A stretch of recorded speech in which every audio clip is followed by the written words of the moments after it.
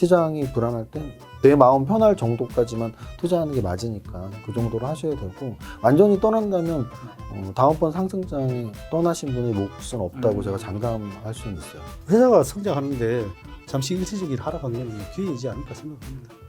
마음 편하게, 그러면 아예 주가 보지 말고 2, 3년 더 하고, 매일매일 보실 거면 사실은 파는 것도 괜찮다.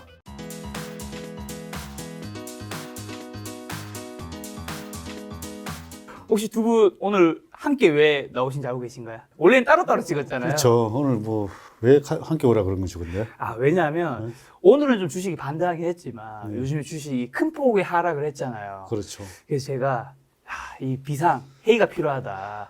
이 슈퍼게임이 한 분으로는 안 된다. 두 분의 이 조치가 함께 있어야지 네. 이 지금 장을 좀 잘 이겨낼 수 있을 것 같아서 네. 두 분을 요청드렸습니다. 선생님 왜 이렇게 얼어 있으세요? 예, 센터병이 있는데요. 네. 아이돌 분들은 이 센터병이 가운데에 서고 싶은 욕심의 병이잖아요. 저는 이제 반대로 늘 이렇게 옆에 구석탱이에서 이렇게 좀 관찰하고 옆에서 그냥 조용히 지켜보고 이런 스타일이라서 네. 가운데에 앉아 있으니까 굉장히 부담돼요.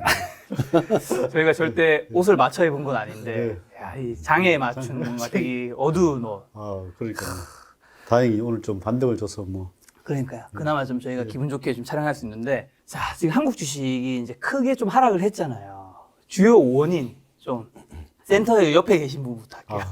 뭐 대부분 뭐 알려졌잖아요. 뭐 예를 들면 뭐 미국은 이제 테이퍼링, 뭐 중국의 헝다, 네. 그리고 또 뭐 신용이 또 많아 있으니까 또 신용이 많았고, 또 그리고 전부 악재들만 계속 나오고 있고 호재는 없고 그런 상황이다 보니까, 거기다가 하여튼 지금 수급이 일단은 외국인들이 좀 계속 최근에 팔았고, 네. 그러다 보니까 뭐 최근에 보니까 신용이 아니라 참 공매도가 27조 나왔더라고. 27조 외국인들이 나온 공매도가. 그러면서 신용은 잔뜩 써놨는데, 네. 거기에서 아마 최근에 뭐 반대 매매가 거의 어젠가 뭐 1,500억 나왔다 그러더라고요. 네. 1,500억 가까이. 그러니까 많이 하락했지 않나 생각을 하고, 어쨌든 뭐 신용이 좀 줄여야 되겠죠. 네. 그래서 좀 계속 저는 막 신용 좀 줄이라고 계속 외쳐왔는데, 그게 가장 큰 원인인 것 같습니다. 제가 이제 질문을 드리면 이제 아무래도 답변이 조금 겹치는 부분이 있을 수 있을 테니까 그런 네. 부분에서는 동의한다고 해주시면 되고, 이제 다른 의견 위주로 말씀해 주시면 됩니다. 뒤에 답변해 주신 분은 세무사님이요. 겹치지 않게 이런 건 말씀드리겠습니다. 일단 질문에서 이제 한국 주식 왜 빠졌냐 이렇게 네. 여쭤봤는데, 사실 이제 탑다운 분석으로 보면은 네. 한국 주식만 빠진 게 아니고요. 세계 증시가 비슷하게 빠졌습니다. 그래서 9월 달 한 달 동안 뭐 우리나라뿐 아니라 글로벌 주식 평균 한 5% 정도 빠진 것 같아요. 우리나라도 거래소 코스닥 한 4%뭐 이렇게 빠졌는데, 일본도 그렇고. 그리고 또 하나는 그러한 재료들이 이제 나오는 시점인데요. 사실 홍다는 뭐 한두 달, 근데 그 이전에도 원래 약간씩 알려져 있었고, 테이퍼링하고 금리 인상은 사실 뭐 하루 이틀 얘기는 아니거든요. 그렇죠. 굉장히 오래된 얘기예요. 그래서 이런 것들 때문에 빠졌다라기보단 뭐 빠지는 시기에 이것저것 악재를 막 갖다 붙이는 시기거든요. 아마도 10월 말 11월까지도 계속 빠진다면 양도소득세 회피 물량 때문에 빠진다는 얘기도 반드시 나올 거예요. 그래서 만약에 안 빠지면 그런 얘기는 안 나오겠죠. 빠지니까 갖다 붙일 재료들이에요. 그래서 지금 현재 말씀하신 헝다, 테이퍼링, 금리 인상, 또는 미국 중국 무역 분쟁 가능성, 또는 거기서 이제 연말에 가까워질수록 양도소득세 회피 물량, 이런 모든 것들이 이제 악재로서 더 커 보이는 건데, 결국은 빠졌기 때문이고, 빠질 시기가 돼서 빠진 것도 있겠죠. 상승 시기가 지금 1년 반 이상 돼서 돈이 점점 회수되는 분위기이니까 선도 물량이죠. 먼저 누가 방아쇠를 먼저 뽑느냐의 싸움. 앞으로 돈 회수된다고? 그럼 내가 먼저 팔을까?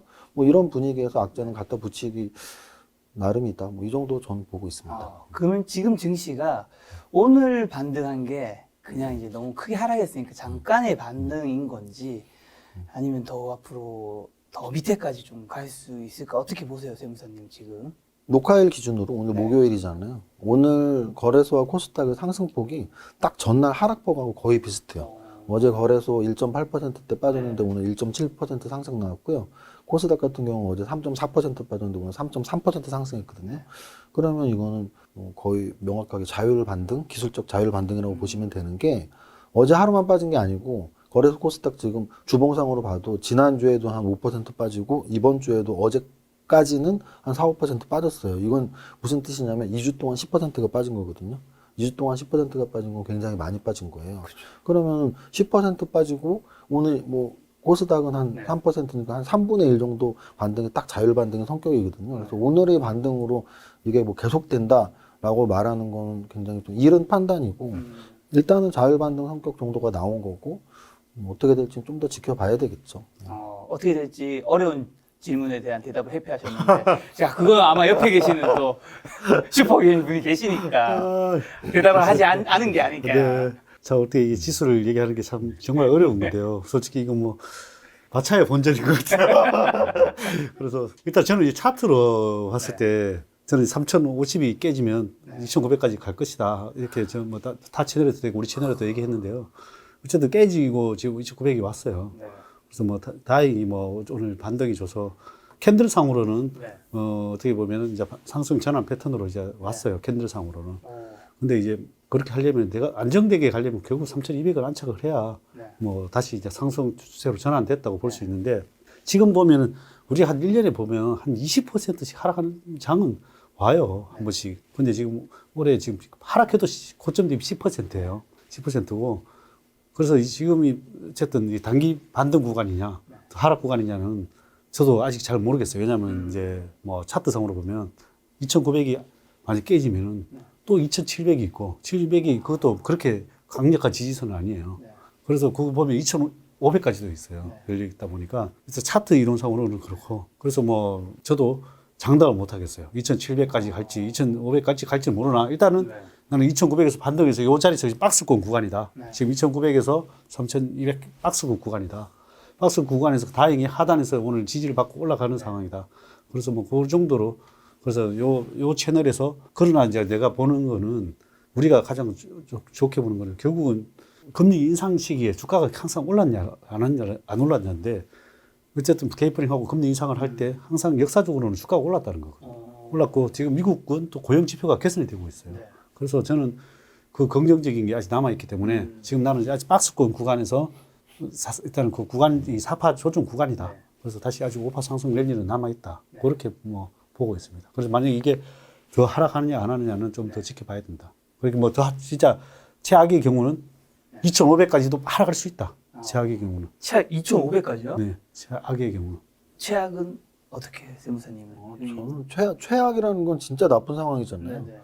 2,500 더 빠질 수도 있죠. 저는 주식을 하면서 이 마지노선은 거의 반토막이라고 잡고 있거든요. 왜냐면 IMF 때는 거의 3분의 1 토막이 났고요. 밀레니엄 파동 2000년도에도 1000포인트에서 500포인트가 다 1년 만에 빠졌거든요. 글로벌 금융위기 2008년도에도 뭐 누가 알았겠습니까? 2100에서 890까지 갈지. 그래서 뭐 최악이라는 건 사실 뭐 얼마까지 갈지는 뭐 가늠이 안 되는 건데 뭐 한 나라의 지수가 망하지는 않으니까 어느 정도 반 가깝게 빠졌을 때는 사실 반등이 오는 거죠. 사실 코로나 저점 거래소 1,400도 반 가깝게는 아니지만 꽤 빠진 상태였죠. 왜냐하면 그 전 2018년 고점이 한 2,500, 600이었으니까 2,600에서 1,400이면 반토막은 아니지만 한 40% 빠진 거거든요. 그럼 3,300포인트에서 30%가 빠지면 900포인트 이상 빠져야 된단 말이에요. 거의 1,000포인트가 빠지죠. 그럼 3,300에서 30%만 빠져도 거의 2,000포인트 가깝게 빠져야 되거든요. 한 2,200, 300? 그래서 뭐 어디까지 빠지는지 숫자로 말하기는 좀 그런데 저는 좀 중요한 건 이렇게 좀 다른 유튜브 제목이나 또 어떤 콘텐츠들에서 그런 걸 많이 보이더라고요. 뭐 요번 달 빠지면 다음 달 오른다. 뭐 이런 거 되게 많아요. 뭐 10월 달은 빠지지만 11, 12월은 반등을 준다. 뭐 이런 거나 반대로 또 뭐 10월에 오르면 11월에 빠져. 근데 그거 굉장히 이제 단기적인 뭐 일주일, 한 달 이 얘기인데 저는 좀 큰 틀로 말씀을 드리면 결국은 1년 이상을 우리는 보통 추세라고 한단 말이에요. 3-4달짜리 추세는 없어요. 그럼 방금 전에 말했던 뭐 10월에 떨어지면 11월에 오르고 이런 건 그냥 단기 추세를 말하는 거예요. 한 달짜리는. 그럼 적어도 중장기 추세는 1년 이상을 말하는데 중장기 추세는 셋 중에 하나거든요. 상승, 횡보, 하락. 예를 들어 중장기적으로 가장 횡보를 오래 했던 건 2011년부터 17년, 한 6년, 7년 정도 박스피라고 했던 그때는 상승장도 하락장도 아닌 횡보장이었어요. 한 1800에서 2200까지. 근데 우리가 알고 있는 하락장, 아까 말했던 IMF, 글로벌 금융위기, 이럴 때가 하락장이었고요. 상승장은 이제 그 하락장 바로 이후에 나오는 게 상승장인데 지금 코로나 금융위기 때문에 하락장이 굉장히 짧게 나왔었고 거의 2, 3월 달 동안 30% 이상 빠졌으니까 근데 이제 작년 코로나 저점 3월 달부터 올해 만약에 7월 말이 고점이라고 친다면 거래소 3,300포인트가 고점이었는데 그 고점을 정말 역사적 고점이라고 친다면 그래도 한 1년 반 오른 거거든요. 그 1년 반 오른 그 고점을 돌파를 빠른 시간 안에 못 한다면 저는 흘러내리는 장은 상승장 다음은 사실 하락장이거든요. 그럼 하락장이 이미 시작됐다면 7월 말부터 지금 벌써 3달이 시작된 거고요. 3달 동안 10%가 빠진 거고요. 근데 만약에 하락장이 아니라면 상승장의 조정이라면 무조건 3,300을 돌파해서 더 가야 되거든요. 근데 그 시기는 빠를수록 좋고 빨리 그 시기가 오지 않는다면 저는 전고점 돌파 가능성이 점점 확률이 낮아진다고 보고 있어요. 그래서 뭐 10월에 빠지면 11, 12월에는 크게 오를 거라는 전망은 저는 그렇게 하진 않습니다. 10월에 빠질수록 전고점 돌파할 가능성은 계속 희박한데 뭐 이런 생각이 있기 때문에 지금 10월 초부터 지금 지난주 이번 주에 하락이 좀 약간 심각하게 좀 받아들이고 있습니다. 이러다가 진짜 상승장 끝난 건가? 뭐 이런 좀 의구심도 약간 들고. 그러면 지금 두 분 말씀 들어보니까 지금 좀 주가가 싸졌다고 해서 사람들이 줍줍하는 건 좀 아닐 것 같다는 느낌이 드네요. 뭐 그거는 또 종목에 따라 다른 것 같아요. 네. 뭐 제가 이렇게 보는 지표가 뭐 저는 파동이론 많이 얘기하잖아요. 네. 단기 파동으로 보면 일단 단기 파동으로 파동이 마감됐어요. 이렇게 하락 파동이 마감이라기보다는 하락 파동 진행 중에 있어요. 아직 진행 중에 있고 그게 이제 반등 구간이 아직 반등은 아직 못하는 구간이 오늘 첫 반등이니까 캔들하고 단기 파동 파동 이제 진행 중에 있다는 거. 그래서 그거는 좋은 점으로 봐요. 왜냐하면 이게 다 나왔으니까 뭐 조금 더 하락하냐 안 하냐인데 그래서 뭐 제가 봐서는 거의 마무리 국면이지 않을까 단기 파동으로는. 그래서 이게 단기 파동이 오파가 마무리되면 다시 단기 파동으로 또 횡보 파동이든 상승 파동이든 나오거든요. 그래서 그 파동이 이제 나올 구간이라고 보여져요. 그래서 그거는 좋은 긍정적인 거고. 그래서 뭐 이게 저 같은 경우는 최근에 너무 많이 하락한 종목들이 거의 반도 먹는 종목들이 많아요. 그런 것도 계속 줍줍하고 있어요. 그래서 내가 이 가격에도 샀는데 반토막이 더 나가지고 있어요. 한 뭐 예를 들면 뭐 50%, 40% 하락하는 종목 50 그런 것들 줍줍하고 있어요. 혹시 뭐 그 줍줍하는 종목을 여쭤볼 수는 없으니까 그 종목은 섹터는 물어볼 수 있으니까. 저는 중소형주라 뭐 섹터라고 하기는 좀 그렇습니다. 네, 뭐 섹터라고 하기 그렇고. 그래서 뭐 하여튼 특정 종목은 계속 막 사고 있어요. 내가 좋아하는 뭐 종목들은 사고 있고, 뭐 가치도 뭐 이래서 가치가 엄청 싸진 그 종목들도 있고. 근데 그런 게 거의 반토막난 종목들이 많아요. 그래서 그런 것들은 충분히 사도 된다. 장이 안 좋아도 괜찮은 종목들은 지금 사도 된다. 네네. 네. 세무사님입니다. 우리 배 대표님은 사실 줍줍을 계속 할 수 있죠. 왜요? 자금이 많으니까. 근데 이 방송을 보시는 분들 중에 이제 논쟁이 시작되는 건가요? 논쟁은 아니에요. 논쟁은 아니에요. 왜냐하면은 이게 이제 자금 규모에 따라 다르다는 얘기죠. 사실 우리가 오해할 수 있는 게 있어요. 뭐냐면 제가 이제 그 사람이 처한 상황에 따라 다 전략이 달라져야 된다는 말을 굉장히 많이 드리는데 우리가 보통 그러니까 대형 유튜브 채널에 사실 저나 배 대표님은 자금 규모가 좀 크더라도 그래도 개미손이잖아요. 뭐 슈퍼자가 붙었어도 어차피 개미입니다. 그런데 사실 기관 투자자들 또는 애널리스트들 그분들은 개미들과는 분명히 다른 전략을 구사하시죠. 당연히 가치 대비 싸지는 종목은 줍줍하면 돼요. 왜? 자금이 많이 있으니까 오늘 사서 더 떨어지면 내일 사도 되고 한 달 동안 사도 되고 그쵸. 1년 동안 사도 됩니다. 그런데 여러분들이 가장 좋아하는 시가총액 탑10에서 전통적으로 가장 좋아했던 게 삼성전자고요. 최근 몇 년 동안 굉장히 좋아했던 게 셀트리온입니다. 이 두 종목을 말한 이유는 이 두 종목의 공통점이 있어요. 일반 투자자들이 굉장히 좋아하는 종목이면서 어제 오늘 올해 2021년 최저점을 찍었거든요. 그러면 고점을 언제 찍었냐? 삼성전자 고점 1월 달에 찍었어요. 그럼 1월에 찍은 게 10월까지 연중 최저점 찍었다는 얘기는 9개월 동안 빠진 거예요. 그러면은 뭐 애널리스트 분들, 펀드 매니저 분들이 나와서 삼성전자는 좋은 종목입니다. 떨어지면 줍줍하시면 돼요.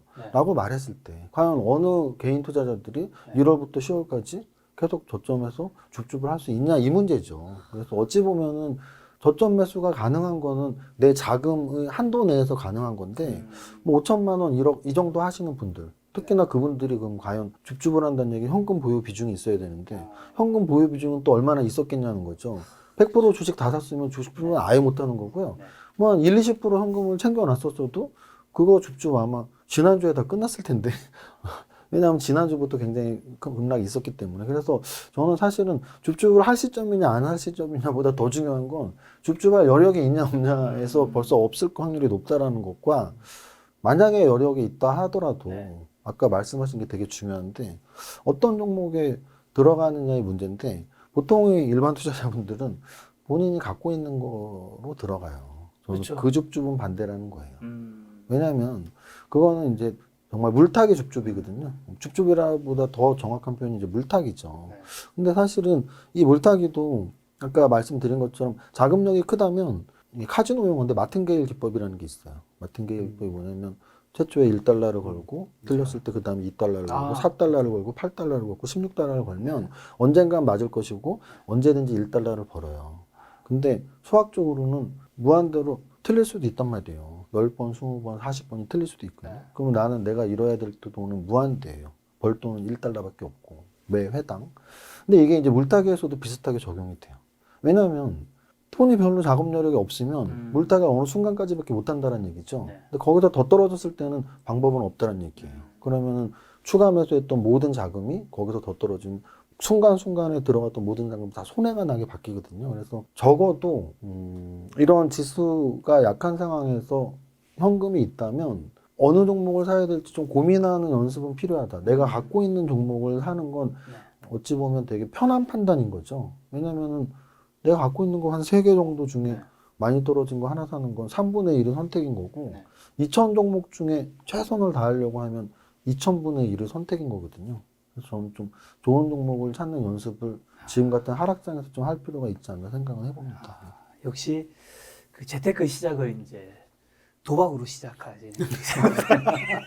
여러분 이거 농담이 아니라 실제로 도박 경마장에서 돈을 벌겠다고 이제 과거입니다, 여러분.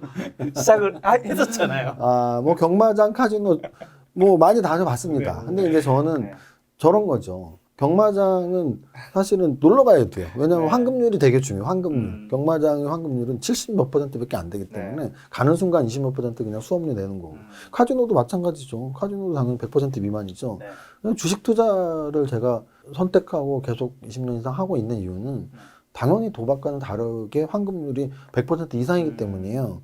100% 이상이라는 건 우리가 5년, 10년 주식시장에 몸담고 있으면 알 거예요. 은행금리보다 확실히 더 좋은 수익을 줘요. 그런데 순간순간 잘라서 보면 은행금리보다 더 나쁜 손실을 주기도 하죠. 그게 이번 9월, 10월 달이라고 보시면 되고 9월, 10월 달 손해 보셨다고 야 이거 진짜 도박이구나 뭐 손실도 나는구나 라고 생각하시면 안 되고 1년, 2년, 3년으로 누적으로 본다면 은행금리보다 훨씬 큰 수익을 주는 건 확실합니다. 왜냐하면 작년에 다 2배 이상 버셨잖아요. 작년 3월 달 1,400부터 3,000 이상까지 오면서 평균 2배 이상 버셨을 거예요. 근데 올해 들어서 뭐 고점 대비 지금 한 10% 빠졌으니까 계좌가 지금 고점 대비는 평균 10에서 한 20% 빠졌을 텐데 왔다 갔다 하는 거죠. 좀 넓게 보면 은행금리보다 확실히 좋은 수익을 주는 도박과는 전혀 다른 곳이 주식시장이다. 그럼 이제 4분기 주식시장 좀 전망 어떻게 보고 계시는지랑 그럼 코스피 좀 반등 시그널 좀 어떤 것들 있을까요? 4분기 사실 뭐 어렵죠. 4분기. 왜냐하면 뭐 또 연말 양도소득세도 있고 뭐 테이퍼링 이슈도 있고 뭐 중국 뭐 헝다 이슈도 있고 뭐 이러니까 4분기는 뭐 다행히 뭐 반등하면서 왔다 갔다 뭐 행보만 하면 다행이지 않을까 이런 생각이 듭니다. 4분기는.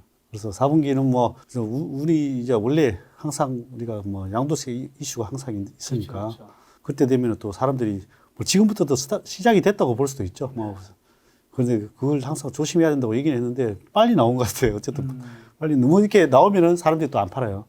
왜냐면 너무 하락했으니까 자기 중소형주인데 그러면은 양도세 세금 내고 치우지 뭐 이러는데 근데 이제 좀 적당하게 또 올라가면 또 팔리는 사람들이 생기죠. 금액이든 뭐 지분이든. 그러면 이제 금액이 뭐 10억이나 뭐 10억이 넘거나 또 뭐 코스피는 1%, 코스닥은 2%. 아니면 또 그냥 종합소득세 때문에 일부러 또 배당 피하려고 하는 사람들도 있어요. 그런 사람들이 있기 때문에 어쨌든 11월은 이제 그게 항상 올라오면은 팔리는 사람이 있으니까 그렇게 크게 반등하기는 쉽지 넉넉한 상황은 아닌 것 같아요. 4분기는 그냥 뭐 해서 12월 달쯤에 항상 보면은 하락했다가 반등 주는 타이밍이니까 12월 말쯤에 그렇게 비슷하게 봐야 되지 않을까 생각을 합니다. 세무사님은요? 저도 뭐 사실은 결과값은 똑같은 얘기죠. 저도 4분기 쉽지 않은 분기라고 생각을 하고요. 김 작가님 방송에 이제 월말마다 나왔었잖아요. 맞아요. 거의 뭐 연초부터 거의 매월말 맞아요. 나왔었는데. 지난 9월 달은 저희가 생략해서 일정이 좀 안 맞았어. 근데 그때마다 이제 제가 월봉으로 이렇게 좀 차트를 보여드렸었는데 올해 들어서 첫 음선이 나왔던 월봉이 딱 이제 7월 달이었거든요. 네. 그래서 그때 8월 달 어떨 것 같아요? 뭐 이렇게 말해요. 월 첫 음선 나와서 8월 달도 좀 조정 추세일 것 같아요. 9월 달도 그렇게 대답을 했었던 기억이 납니다. 그래서 7, 8, 9, 3개월 동안 음선이 나왔고요. 네. 요거는 이제 분기봉으로 보면은 작년 1분기가 음선이었고요. 코로나 때문에 당연히 음선이었고 네. 작년 2분기, 3분기, 4분기, 올해 1분기, 2분기까지 5분기 연속 양선으로 상승을 했거든요. 네. 작년 4분기 같은 경우는 분기 상승률이 아마 거의 10% 됐을 거예요. 삼성전자가 뭐 치고 갔을 때, 지수 막 치고 갔을 때. 그럼 5분기 연속으로 양선 상승을 했던 분기가 있었냐 하면은 과거 한 20년 동안 한 번인가 두 번 있더라고요. 그 얘기는 10년에 한 번 있을까 말까 한 게 5분기 연속 상승이라는 얘기인데 네. 그게 작년 2, 3, 4분기, 올해 1, 2분기 이렇게 달성이 됐다라는 얘기죠.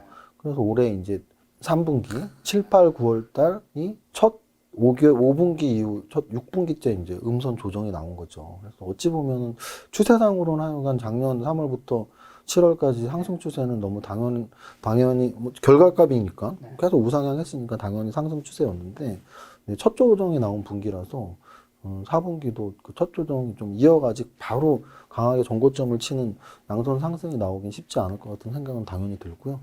거기에 이제 플러스 재료들이 아까 말씀드렸던 여러 가지 재료들이 혼재되어 있어서 뭐 4분기 좋아 보여, 나빠 보여, 뭐 양선 나올 것 같아, 음선 나올 것 같아 하면 저는 확률적으로는 좀 안 좋아 보이는 쪽이라고 말씀을 드립니다. 그럼 개인 투자자는 이런 시장에서는 사실 이 장이 좋을 때는 누가 해도 좀 이길 확률이 높으니까 해도 되지만 장이 안 좋을 때는 사실 일반 슈퍼 개미인 분들은 뭐 그 와중에도 좋은 종목 찾으시니까 괜찮은데 실력이 좀 안 좋으신 분들 그냥 이 장을 좀 쉬어가는 것도 좀 괜찮을까요? 주식 투자하면서 이렇게 보통 투자하면 쉬지는 못하죠. 그래서 사람들이 뭐 한번 원래 투자하시는 분들은 한번 발을 들여놓으면은 네. 평생 하는 것 같더라고요. 대부분. 근데 이제 그걸 어떻게 보면은 우리는 이제 이런 경험들을 뭐 매년 겪었으니까 사실은 뭐 사실 별게 아니죠. 그래서 주식은 뭐 떨어졌다 올라갔다 막 반복하는 거죠. 그렇죠. 반복하는 건데 자, 이 회사가 좋으냐, 뭐 싸냐, 지금 버티는 가치가 있느냐. 그러면 앞으로 올라갈 것이냐. 이거 확신이 있으면 뭐 버티면 되는 거고. 그렇죠. 그러면 아니면 돈이 있으면 더 사면 되는 거고. 네. 떨어지면 땡큐 하면 되는 거고. 그래서 그게 결론이 서 있으면 되는 거죠. 네. 근데 대부분 사람들이 그걸 확신이 없으니까 문제인 그러니까요. 거죠. 확신을 가진 종목을 샀으면 그냥 버티면 되는 거죠. 그렇죠. 근데 그 확신을 개인 투자자가 가지기는 네. 사실 쉽지 않잖아요. 쉽지 않죠. 쉽지 않은데 이제 그래서 이제 공부를 하고 지금 이세무사님도 PC 아니, 난 말투가 웃겨서 웃었습니다. 쉽지 않잖아요. 이 말투가 웃겨서. 쉽지 않죠. 그래서 어떻게 보면 요즘 정말로 리포터들이 잘 나오고 네. 또 공부할 수 있는 채널들이 많잖아요. 공부 채널이 많으니까 자기가 공부해서 그 확신을 가져야 된다고 생각을 해요. 뭐 그걸 확신을 못 가지면 아직 공부가 덜 된 거죠. 그렇죠. 공부가 더 열심히 해가지고 나는 이 종목에 대한 확신을 가질 수 있는 자료를 찾아서 더 자꾸 보고 그렇게 해서 내 스스로 그 어떻게 보면 마인드 컨트롤 해야 되는 거죠. 어떻게 주식은 어떻게 보면 심리가 반인 것 같아요. 그 심리를 이겨낼 수 있는 거는 결국은 내가 그 종목에 대한 확실한 분석을 했냐 안 했냐 그런 거죠. 옛날부터 궁금했던 건데 주식과는 크게 좀 관련은 없는 건데 주식이 심리 게임이라고 하잖아요. 네. 그러면 이제 슈퍼 개미분들 심리가 굉장히 발달했다고 볼 수 있는데 개인적으로 배지한 대표님은 심리적으로 굉장히 조금 남들보다 좀 능력치가 높다고 생각하세요? 주식 빼고? 저는 아주 높다고 생각을 해요. 아 진짜요? 네. 심리가 하여튼 뭐 하락하면 오히려 무덤하거나 뭐 이렇게 오히려 그게 더 강한데 살려가는 거. 네. 오히려 그래서 저는 이제 심리를 거의 역이용할 때가 많죠. 뭐 이렇게 반대음이 나오거나 이럴 때 이제 주로 막 심리가 극도로 공포일 때가 오히려 뭐 희열을 느낄 때가 많고. 반대매매 나올 때가 좀 하락의 첫 번째 뭐 좀 시그널일 수 있다 이런 얘기 좀 누가 하더라고요. 그게 계속 지속이 되면 만약에 도미노로 무너지니까 뭐 진짜 하락장에서는 계속 도미노로 무너지죠. 그래서 안 좋은 시그널이 있을 수 있죠. 세무사님은요? 이런 장 좀 개인 투자자는 좀 쉬어가야 된다. 어떻게 보세요? 주식 투자를 어떻게 대하는 태도냐의 문제라고 생각하는데 우리가 뭐 직업을 쉴 수는 없잖아요. 그렇죠, 그렇죠. 내가 다니는 회사에서 뭐 오늘 일 힘드네. 그렇죠. 정보현님이 세무사님 저 좀 쉬어가겠습니다. 이럴 수 없죠. 절대 그렇지 않습니다. 유능하고 성실한 직원이기 때문에. 휴가 주나요? 아유, 원한다면.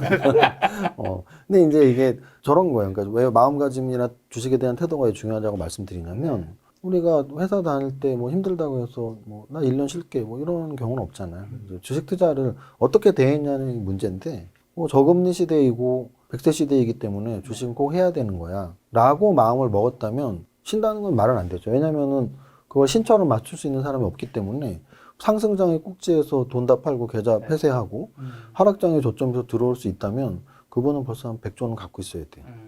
상승장의 꼭지와 하락장의 바닥을 맞춘다면 100조를 갖고 있어야 돼요. 그런 사람 없잖아요. 못 맞춘다는 얘기거든요. 그냥 확률적인 접근을 할 뿐이죠. 그럼 확률적인 접근이라는 건 뭐냐면 완전히 쉴 수 있다라는 게 아니고, 그래서 이제 뭐 투자 비중, 현금 보유 비중 또는 보수적인 마인드 이런 표현을 쓰는 거죠. 그래서 좀 불안하고 장이 불안하고 좀 하락장이라고 생각한다면 조금 보수적인 마인드 또는 조금은 현금 비중 이러면 마음이 좀 더 편해지는 거죠. 그래서 뭐 쉰다기보다는 시장이 불안할 땐 내 마음 편할 정도까지만 투자하는 게 맞으니까 그 정도로 하셔야 되고, 완전히 떠난다면 다음번 상승장에 떠나신 분의 몫은 없다고 제가 장담할 수는 있어요. 하락장을 온몸으로 맞으면서 버티고 아까 배 대표님이 말씀하신 것처럼 이겨내고 정신적으로 강해지고 그런 사람들만이 다음 상승장의 수익을 향유할 수 있거든요. 그래서 이번 조정 뭐 고점 대비 10% 조정은 사실 큰 조정도 아니에요. 20%, 30% 조정을 몇 번씩 거쳐야지 나 좀 주식 좀 했구나, 이제 이겨냈구나 이런 생각이 드는 거기 때문에 10% 조정이 떠날까 쉴까 이런 생각 하지 마시고 계좌 한 10% 손해봤네, 20% 손해봤네. 근데 롱텀으로 보면 나는 수익이 날 거잖아. 좀 이렇게 다시 마음 가다듬는 계기가 됐으면 좋겠고, 아까 말씀하신 심리적인 그런 싸움들 좀 이겨내시려면 저런 마인드 좋은 것 같아요. 이거 지나가겠지. 이것 또한 지나가리라는 명언이 저는 주식시장에 굉장히 어울린다고 생각을 하거든요. 왜냐하면 변동성이라는 건 오르고 내리고니까.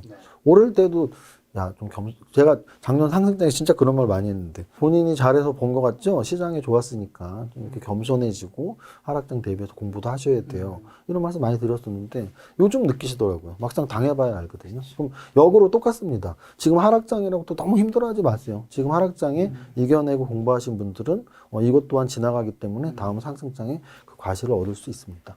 어떻게 보면 그 변동성이라는 건 완전히 회피할 수 있는 문제는 아니고 어떻게 보면 그럼요. 견뎌내야 되는. 받아들여야죠. 네. 최근에 중국 부동산 개발업체 현다그룹 파산, 요걸 가지고 어떤 분들은 뭐 크게 뒤에 이어질 리먼 브라더스처럼 그런 문제는 아니다라는 분도 있고, 또 KBS 박주원 기자님 같은 경우는 이게 이제 시작일 수 있다. 두 분은 좀 요걸 어떻게 보세요? 비전 대표님은? 저부터 할까요? 네. 일단 그게 만약에 벌써 이게 나온 지가 말이 꽤 됐잖아요. 그렇죠. 근데 이제 만약에 그게 더 불꽃이 겉으시다 그러면은 벌써 지표가 나타날 것 같아요. 근데 우리나라 보면 은행주들이 그런데도 스물스물 올라가고 있어요. 그렇다면은 그게 아무 문제가 없다는 거 저는 이제 판단을 내리고 있습니다. 그게 뭐 물론 뭐 중국에서도 내가 봐서는 그게 뭐 문제가 됐다면은 더 주가가 더 많이 폭락을 했을 것이고 그래서 내가 봐서는 이거는 이제 알려진 악재고 수습이 될 수 있다 그렇게 보고 있습니다. 세무사님은요? 저도 정확히 동의합니다. 왜냐면은 홍다 뉴스는 일단 좀 나온 지 꽤 된 뉴스고요. 중국보다 오히려 우리나라가 홍다에 더 민감한 것 같고. 그리고 또 하나는 이 대기업들이나 시가총액 큰 종목들이 이렇게 하락할 때의 패턴들이 있는데, 홍다가 만약에 완전히 무너진다 해도 금융기관이 아니기 때문에 일단은 그 정도에서 이렇게 마감이 되는 수준으로 갈 가능성이 높고요.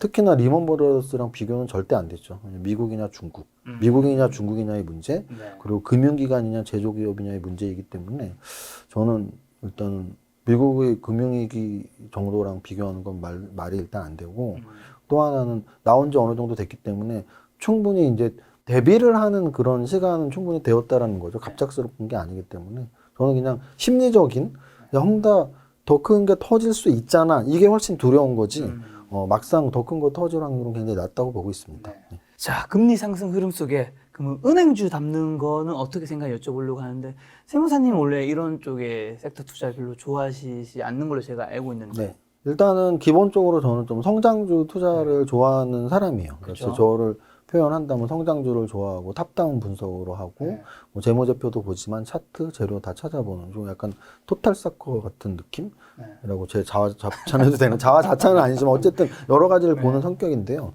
그런 관점에서는 은행주는 큰 매력은 평상시에는 없는데 역시 또 다 받아들여야 되는 투자자로서 지금의 시기는 다른 시기보다 예를 들어 10번의 시기가 있다면 9번은 은행주 참 매력 없다였는데 요즘은 은행주가 상대적으로 부각은 되는 이유는 있죠.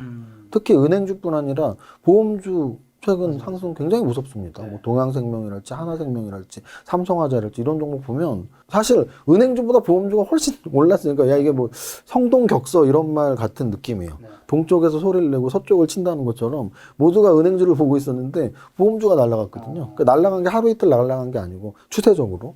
그래서 결국은 뭐 금융주라는 표현이 적당한 것 같고요. 뭐 증권, 보험, 은행 이렇게 세 개가 금융주인데 금융주를 봐야 되는 이유는 뭐 딱 두 개죠. 연말 배당 그리고 방금 말씀하신 금리 인상. 그래서 뭐 지금의 시기는 나쁘지 않은 시기다.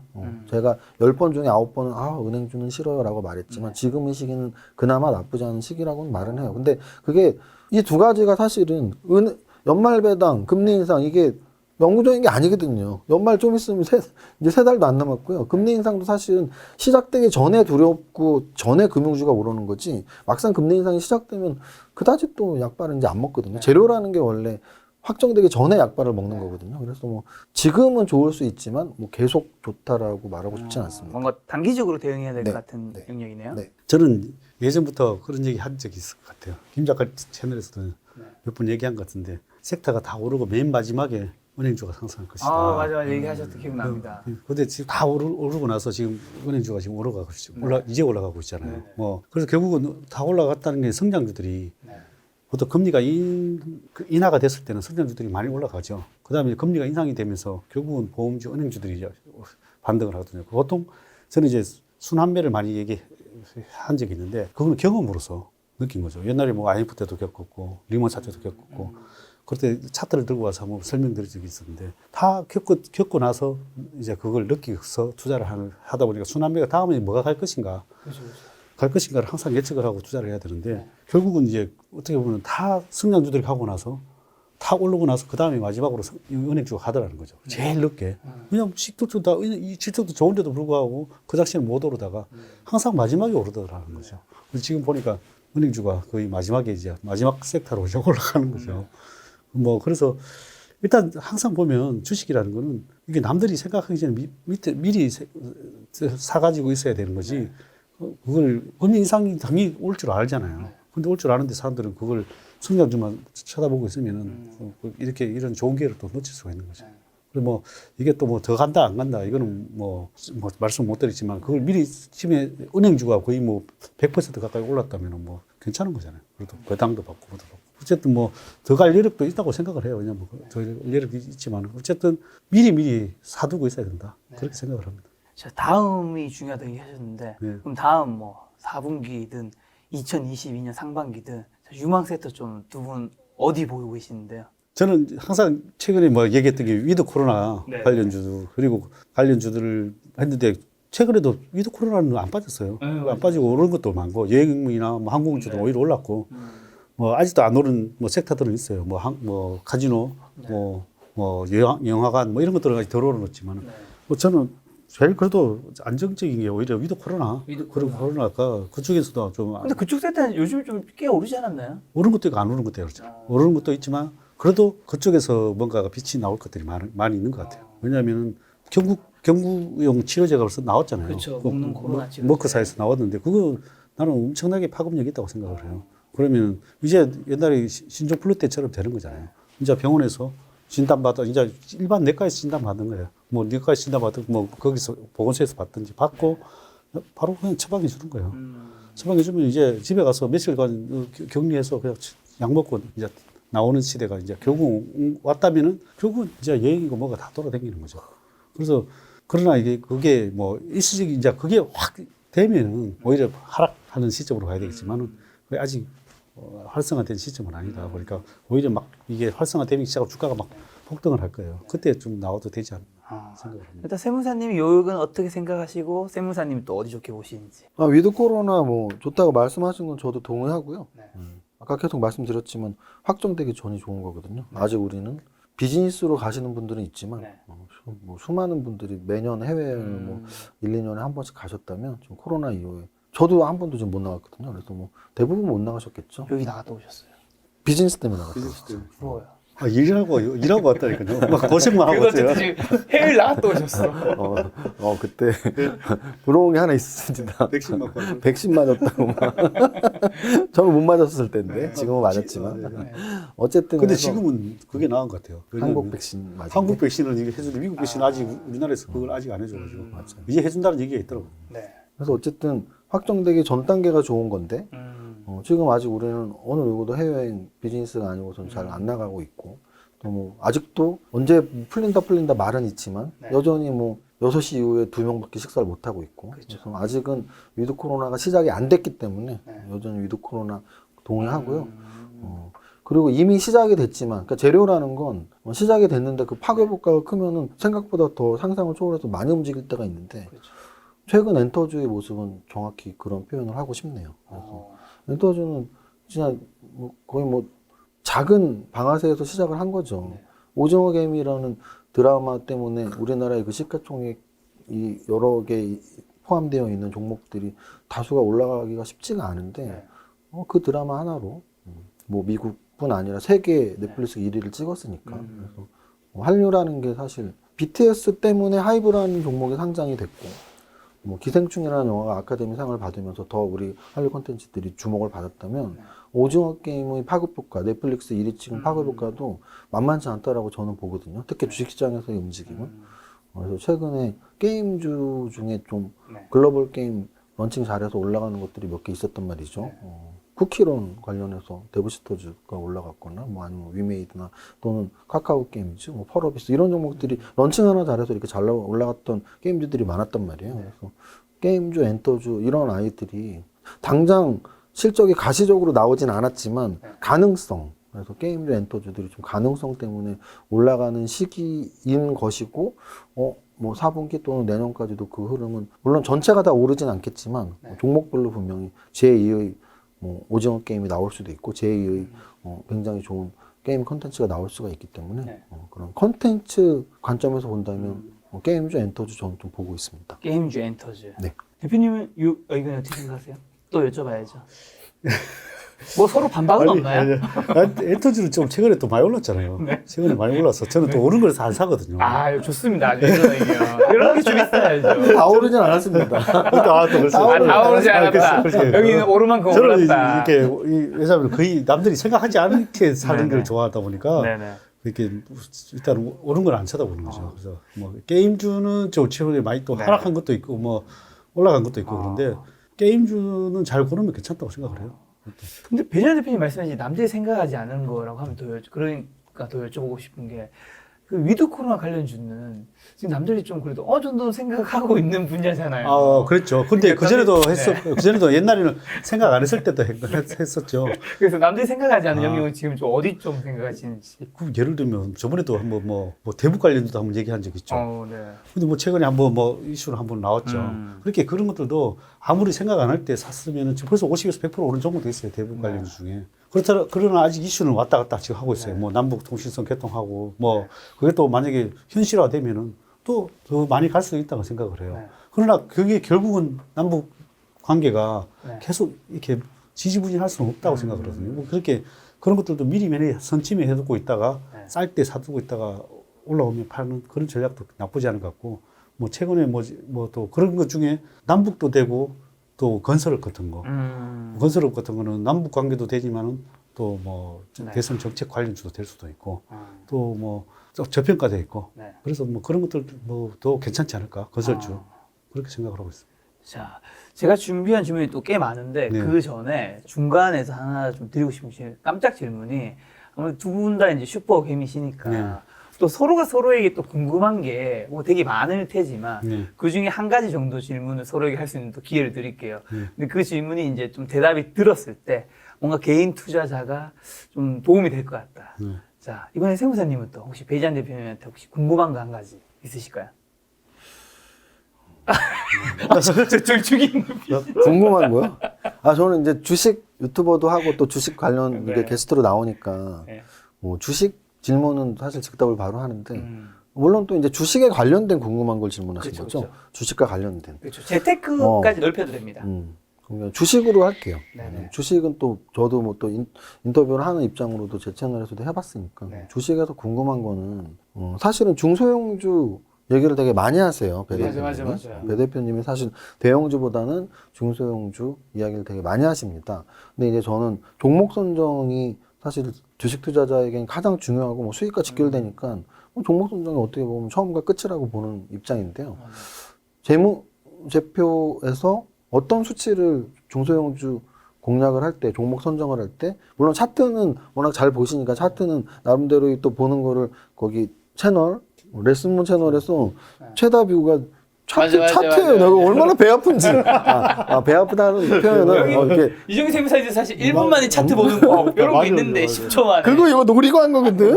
레슨문 TV 조회수 1위가 그거라서 나도 같이 슈퍼게임이고 차트를 제목에 넣고 해보자 했는데 그거 한 10만 나왔나? 한 8만 나왔나? 근데 여기 한 50만 이상 나왔어. 100만 나왔어. 그래서 일단 제가 간접 광고를 드린 거예요. 우리 배 대표님의 차트 보는 법은 채널에 가서 보시면 되고 재무제표 보는 법도 당연히 올렸었겠지만 저는 그 중에서 구체적으로 물어보는 거예요. 어떤 중소형주 선택을 할 때 재무제표에서 가장 중요하게 보는 수치 또는 비율 뭐가 있습니까? 일단은 안 망해야 되니까 안 PBR, 망해야 뭐 PBR? 그럼 PBR은 몇 정도 아래를 좀 좋아하시나요? 1, 2화를 1, 2화는 워낙 많은데. 많으니까.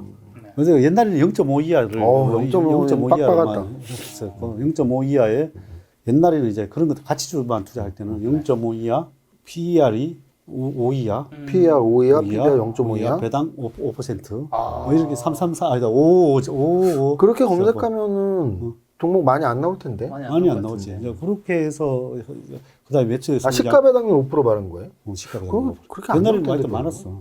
지금도 잘 찾아보면 많아요. 많은데 뭐 그렇게 하다가 이제 뭐 그런 걸 이제 선호했는데 근데 그거 아닌 것도 찾아서 수익을 많이 내다 보니까 지금 좀 높아졌어. PBR도 1 이하, 1 이하. 그다음에 뭐 매출의 성장률, 뭐 이익 성장률, 그다음에 막 턴어라운드 되는 거 좀 좋아하지. 막 처음에는 안 나오다가 턴어라운드 되는 기업들, 그다음에 재료까지도 되는 기업들까지 있으면은 그거까지 해서 사놓으면은 그런 것들은 뭐 수백 프로씩 이렇게. 턴어라운드 되는 건 사전에 좀 어떻게 눈치채요? 사전에도 나오지만 턴어라운드 됐는데도 사람들이 안 사는 기업도 있어요. 턴어라운드. 사전에도 있지만 그전에부터 점점 좀 좋아지다가 갑자기 턴어라운드 돼요. 분기별로. 그럼 분기별로 턴어라운드 됐을 때 사도 늦지 않아요. 그때도 안 오르는 기업들도 있어요. 그리고 계속 적자가 나다가. 추가 질문한다면 중소형주 워낙 좋아하시니까 시가총액 레인지 어느 정도를 주로 공략하시나요? 1,000억, 뭐 전후, 진짜 작은 거 사시네요. 1,000억 전후, 뭐 그다음에 뭐 더 큰 것도 하죠. 뭐 3,000억, 5천억 이하도 하지만 1,000억 전후 정도 좀. 그다음에 대주주가 되고 있다는 얘기가 있습니다. 그래서 5% 공시도 여러 번 하셨잖아요. 그리고 하여튼 최근에 또 하나 턴어라운드 종목이 하나를 해가지고 한 4,500% 수익이 난 것 같아요. 4,500%요? 혹시 팔았나요? 아직 일부 팔고 아직 가지고 있어서 원래 우리는 반 오르면 어디서 판다 그랬잖아요. 어느 정도 파니까 4,500% 올랐으니까 많이 팔았죠. 그래서 그래도 아직 많이 가지고 있어서 얘기는 못 드립니다. 알겠습니다. 어쨌든 외장 대표님 대답하시면서 좀 힘드셨을 것 같아요. 대답하면서 나도 질문도 생각해야 되죠. 뭐 생각? 나 생각 별로 안 하고 바로 했는데. 자, 역으로 뭐 여쭤볼 수 있는 기회입니다. 생각 안 하셨어? 생각 안 없으면 했어요. 넘어가시면 됩니다. 성장주를 좋아하시잖아. 성장주 좋아하는데 성장주를 최근에 성장주들이 최근에 많이 하락했잖아요. 맞아. 성장주 하락했는데 그럴 때 하락했는데 성장주를 지금 어떻게 버리는지 아니면 성장주를 또 뭐 교체를 하는지 성장주를 뭐 섹터가 있으면 지금 망하는 섹터도 있을 것이고 그 섹터에 대해서 성장주에 대해서 아니면 교체를 하는지 어떤 전략을 쓰는지 지금 뭐 이렇게 성장주가 지금 제가 뭐 지금 최근에 보면 성장주가 머뭇거리고 어떻게 보면 가치주가 좀 올라오고 있는데 가치주가 올라오고 있는데 거기에 대해서 대응을 어떻게 하시는지 좀. 사실 제가 여러 번 이제 뭐 이런 방송에서 그런 질문을 받아요. 뭐 이렇게 장이 안 좋을 때 어떤 시그널로 읽는지. 또는 안 좋아지면 어떻게 대응하는지. 근데 그런 대답을 늘 똑같이 했었는데요. 그 시기가 딱 올해 이제 7월부터인 거예요. 무슨 뜻이냐면 저는 성장주에 투자라는 강의를 제 유튜브에 매달 올렸었는데 거기에서 논리는 뭐였냐면 뭐 우리가 섹터로 봐서 뭐 자율주행 산업은 성장주야 이렇게 보는 건 이제 재료 관점에서의 성장주를 찾는 거고요. 또는 재무제표 매출액 증가율이 거의 5년 동안 매년 매출이 증가했어. 그럼 재무제표상으로 당연히 성장주예요. 업종이 뭐 의류업종이더라도 또는 음식료 업종이더라도 매년 5년 연속 매출액이 증가했다면 성장주죠. 섹터로 규정할 수는 없으니까. 그런 관점에서 저는 제가 제일 좋고 쉽게 찾는 방법이 차트로 찾는 거거든요. 왜 차트로 찾는 게 가능하냐면 차트는 주가의 가격이 찍혀 있단 말이에요. 그러면 가치 투자의 핵심은 뭐냐면 주식의 가치와 주식의 가격이 한 방향으로 약간의 순간 오차는 있지만 중장기적으로는 같은 방향으로 비슷한 크기로 갈 것이라는 가정하에 저평가되어 있는 가치 대비 저평가되어 있는 걸 사면 가치만큼 주가가 올라올 거야라는 가정하에 사는 게 가치 투자란 말이죠. 그러면 그 논리를 그대로 적용시킨다면 차트로 월봉 정도 봐서 한 5년 동안 주가가 우상향했어?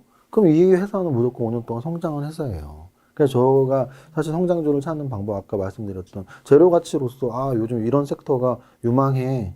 뭐 메타버스가 유망하대. 뭐 플랫폼 사업이 유망하대. 전기차가 유망하대. 이렇게 찾는 건 재료 가치적으로 성장주를 찾는 거고 재무제표를 쫙 펼쳐놓고 5년 연속 매출액이 증가했고 영업이익이 5년 연속 증가했으면 재무제표적으로 성장률을 찾는 거고 차트를 딱 보면서 월봉상으로 보니까 5년 동안 주가가 올라갔네? 차트적으로 성장률을 찾는 거거든요. 그럼 저는 그 중에서 제일 선호하는 건 차트로 찾는 거예요. 왜냐면 쉬우니까. 차트로 월봉만 펴보면 딱 10초면 알거든요. 10초면 얘 성장했네? 좋은 회사인가 보다. 재무제표를 볼 필요도 없어요. 삼성전자가 왜 성장주냐면 연봉으로 보면 IMF 직후 98, 99년부터 지금까지 가장 많이 오른 종목 중에 하나고 가장 오랫동안 우상향 종목 중에 하나이기 때문에 모두가 삼성전자를 좋아하는 거죠. 그럼 그런 종목이 포착이 되면 사는 거죠. 그러면 역시 주가 차트상으로 고점을 찍고 주가가 한 3개월, 4개월 동안 전고점을 돌파 못한다면 또는 4개월, 5개월 돌파 못한다면 성장이 꺾였나라고 의심을 할 필요가 있죠. 그래서 의심을 하면서 재무제표를 다시 한번 보고 다시 한번 그 섹터를 보고 근데 차트가 한 6개월 동안 전고점 돌파 못했는데 실제 재무제표상으로도 실적이 정체가 되어 있고 또 실제 재료 가치로도 그 산업이 성장이 끝났다라는 리포트들이 가끔 나온다면 그 종목을 굳이 갖고 있을 필요는 없죠. 성장주를 좋아하는 입장에서. 그래서 성장이 끝났는지를 계속 주의 깊게 봐야 되고 성장이 끝났다고 판단이 든다면 저는 가감히 버립니다. 그래서 그게 만약에 매수가보다 낮다 할지라도 그럼 뭐 손절이 되겠지만 왜냐하면 성장주는 사실은 언제 파느냐가 제일 중요하거든요. 성장이 계속된다면 정말 10배까지 안 팔아도 되는 것이고 성장이 끝났다는 생각이 든다면 손실 20% 30% 났더라도 파는 게 맞는데 저는 그런 식으로 투자를 해서 예를 들어서 올해 들어서 성장주네 좋았네 라고 생각했던 종목들 중에 어느 정도 고점 대비 한 20% 15% 빠지고 차트도 좀 꺾였으면 판 것들이 꽤 있었어요. 근데 이게 고점 대비 10% 15% 20%인데 저점 대비는 막 2배 3배 4배 올랐으니까 손절이 아닌 확률이 높았죠. 제가 두 분한테 공통으로 드리고 싶은 질문 한 가지가 세무사님은 전에 김작가TV 나오셔서 이제 조금 하락으로 갈 확률이 좀 높아지고 있다. 갑자기 이제 그 얘기를 하셨고 배지한 대표님 제가 알기로 배지한 대표님 채널에서 주가가 좀 흘러내릴 수 있다 얘기하셨던 걸로 아는데 지금 주가가 3,300을 찍고 2,900 초반 그리고 중반 지금 와 있다면 두 분은 그 사이 기간 동안은 주식에 있는 계좌의 자산이 줄어들었나요? 아니면 투자를 너무 잘 하시니까 그 사이에서 버티셨고 아니면 수익이 더 나셨나요? 어떤가요? 저부터 말씀을 드리겠습니다. 뭐 저는 제 채널에서 똑같이 말씀드렸는데요. 하락장과 상승장의 차이는 어제 등락 현황과 오늘 등락 현황을 보면 정확합니다. 오늘 지금 녹화일이 목요일인데요. 어제 같은 경우 거래소 지수 1.8, 코스닥 3.4가 빠졌었어요. 어제 등락 비율을 보면 거래소 코스닥 합쳐갖고 2,000종목 정도 높는데 오른 종목 200종목이 안 됐거든요. 즉 10개 중에 하나가 오를까 말까 했던 장이 어제 장이었어요. 그럼 이제 오늘 장은 어제 빠진 지수 그대로 회복했다 그랬잖아요. 오늘 종가 기준으로 등락 비율을 보면 어제의 정반대예요. 거래소와 코스닥 전체 종목 중에 10개 중에 9개가 올랐다고 보시면 돼요. 제가 계속 말씀드리지만 주식 투자는 이제 확률적 접근이 가능한데요. 하락장이면 주식만 보유하고 있다면 손실 날 확률이 90%라고 보시면 돼요. 근데 이제 저는 당연히 7월달 고점부터 지금까지 주식 계좌는 손실이 났습니다. 그 고점 대비는 3달 동안은 손실이 났고요. 그 대신 저는 이제 또 하락에 대비하는 다른 여러 가지 방법들이 있어요. 특히 이제 뭐 파생 상품을 저는 오랫동안 해왔기 때문에 파생 상품에서는 그거를 커버하는 훨씬 큰 수익이 났죠. 왜냐면 하락에 미리 하락장이 온 것 같은데 그럼 어떤 포지션을 취해야 되지? 계속 하방을 구축해야 돼. 이런 마인드로 이제 거기를 임했기 때문에 그쪽에서는 좀 수익이 많이 났고 반대로 주식 보유하고 있는 것들에서는 이제 손실이 났죠. 그래서 어떻게 보면 이런 것들은 주식 좀 크게 하시는 분들 중에 뭐 이렇게 뭐 몇십억 또는 100억 이상 하시는 분들 중에 해지 전략인데요. 주식을 다 팔 수가 없어요. 예를 들어 내가 한 종목, 한 종목은 아닐 수 있지만 한 100억을 갖고 있으면 100억을 내가 막 하루아침에 팔 수 없잖아요. 그렇죠, 그렇죠. 근데 그 100억 갖고 있는 이 종목들 또는 시장 전체가 한 일주일, 한 달 동안 빠질 것 같아. 그럼 그걸 해지하기 위해서 뭐 풋옵션을 산다거나 뭐 이러면 해지 비용이 사실 이거 팔았다 샀다 하는 것보다 훨씬 더 작게 들 수 있거든요. 그래서 그렇게 하는 분들도 있는데 저는 그거를 뛰어넘어서 뭐 이렇게 파생 시장에서의 전략을 갖고 하기 때문에 상승장에서는 상승 전략, 하락장에서는 하락 전략을 하는데 7월, 8월부터 계속 좀 장이 좀 하락으로 기운다라는 생각이 많이 들어서 그렇게 대처를 했습니다. 대표님은요? 저도 어쨌든 하락을 피해갈 수 없죠. 어쨌든 계좌를 보니까 한 10% 하락한 것 같아요. 저도 10% 정도. 어차피 시장이 10% 하락했으니까. 거의 근데 똑같은 이게- 것 같은데 그러면? 예? 똑같아요. 시장이 똑같으니까. 근데 하락을 한 것 같은데. 근데 뭐 수익이 난 것도 있고 대신에 저 같은 경우에는 다른 데로 빼놨어. 그 금액을 따로 빼놔서 이제 그 장부 대비 10%지. 10%지. 사실은 그걸 팔아서 다른 데로 지금 많이 빼놓은 상황이라. 예를 들면 뭐 비상장이든 뭐 다른 데 뭐 부동산이든 뭐 다른 데 좀 빼놓은 상황이라. 그래서 그나마 저는 이제 훨씬 거기 그 현재 장부에서는 한 10% 빠진 것 같아요. 원래 고점 대비. 최고점 대비 10% 빠졌는데.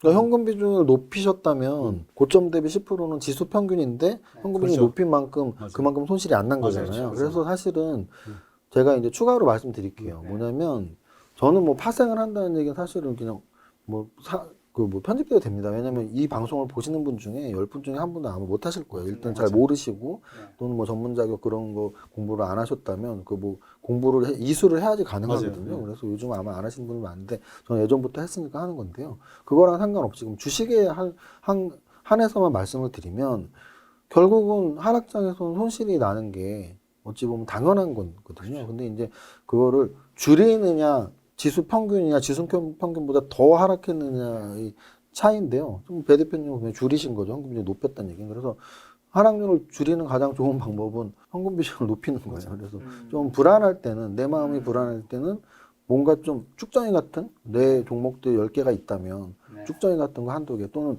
정말 이거는 많이 벌었어. 그럼 좀 그래도 기분 좋고 마음 편하게 이익 실현할 수 있잖아요. 5,000원에서 10,000원 됐는데 그게 9,000원 되면 5,000원이 샀다고 생각을 하셔야 되는데 저 2달 전에 10,000원인데 생각하니까 못 파는 거거든요. 그래서 5,000원에서 10,000원 됐다 9,000원 된 건 5,000원에서 9,000원까지 거의 2배 가까이 번 거지 절대 10% 손해내는 게 아니니까 많이 남았으면 좀 파셔도 되고 또는 쭉정이 종목들 있어요. 뭐 이렇게 상승장에서는 사실 아무거나 올라가지만 하락장에서 쭉정이 종목 갖고 있으면 전고점 돌파 없다고 계속 흘러내릴 가능성이 높기 때문에 그러니까 마음에 안 들거나 많이 남은 것 좀 파시면서 현금 비중을 조금 갖고 있으면 마음 편하게 좀 투자하지 않을까 생각합니다. 그 예전에 제가 마지막 채를 나왔을 때 저는 하반기 되면 계속 좀 줄일 것이다. 비중을 했던 것 같은데 왜냐하면 주식은 많이 올랐잖아요. 제 같은 경우에는 이제 종목도 많이 줄이고 있는 게 지금 제가 가진 종목들이 거의 작년 대비 100% 거의 안 오른 종목이 없어요. 예를 들어 거의 물론 뭐 안 오른 것도 있지만 뭐 거의 다 100%가 다 종목이 올랐단 말이에요. 거의 한 종목 다. 거기에 대해서 일부는 다 팔았을 거 아니에요. 일부는 제가 100% 남은 수익이 원래 실현하는 거니까 어떻게 보면 이제 뭐 더 늘린 종목들이 많죠. 예를 들면 새로운 종목들 뭐 그런 것들이 들어갔으니까 뭐 그런데 결론적으로 주식이 이제 이렇게 계속 올라가면은 항상 어느 정도는 조금 빼두는 게 좋은 것 같아요. 빼두는. 왜냐하면 뭐 작년 대비 지수만 해도 100% 올랐잖아요. 그리고 물론 작년에 산 사람보다 올해 산 사람들이 더 많으니까 문제가 되겠죠. 그런 사람들은 이제 수익이 별로 안 났겠죠. 그렇죠. 올해 개인 투자자들이 좀 굉장히 많은 고층에 있는 이제 삼성전자. 워낙 뭐 시가총 1위 기업이니까 편하게 여쭤볼 수 있을 것 같은데 아무래도 또 많은 분들이 가지고 계시니까 궁금하실 것 같은데 어떻게 생각하세요, 세무사님? 저는 아까 말씀드렸지만 뭐 삼성전자 라는 그 네임밸류라고 할 수 있죠. 네. 뭐 주식 시장에서의 네임밸류. 네. 삼성전자는 너무나 우량하고 그렇죠. 갖고 있으면 언제든지 다시 원금을 회복하고 이런 관점으로 말하고 싶진 않고요. 저런 말이 있어요. 나한테 돈 벌게 해주는 게 우량주다. 아. 그럼 삼성전자는 올해 1월부터 10월까지 9개월 동안 불량주였다는 얘기예요. 1월 고점부터 회복을 못했으니까. 네. 그래서 저는 불량주에 우리가 환호할 필요가 뭐가 있을까라는 생각을 들어요. 음. 물론 다시 1년 후, 2년 후에 우량주가 될 수 있죠. 올라가서 우리에게 수익을 준다면. 근데 저는 주식은 사실은 순간순간 냉정하게 좀 볼 필요는 있다고 보거든요. 그래서 그런 관점에서 본다면 삼성전자가 매력적이지 않은 순간들이 있었어요. 과거에 또. 네. 제가 계속 왜 차트를 길게 보라고 말씀드리냐면 삼성전자 연봉 차트를 보세요. 3년 동안 음선 나와서 빠졌던 때도 있거든요. 그럼 그 시기에 갖고 있던 사람들은 3년 동안 삼성전자가 이 왼수 같은 종목 도대체 원금이 언제 회복돼? 뭐 그랬겠죠. 네. 근데 물론 3년이 지나고서 전고점 돌파하고 그때부터 또 2배 갔으니까. 네. 그럼 적어도 지금 1월 달에 삼성전자에 물리신 분들은 그 정도의 생각은 할 수 있어야 된다는 거예요.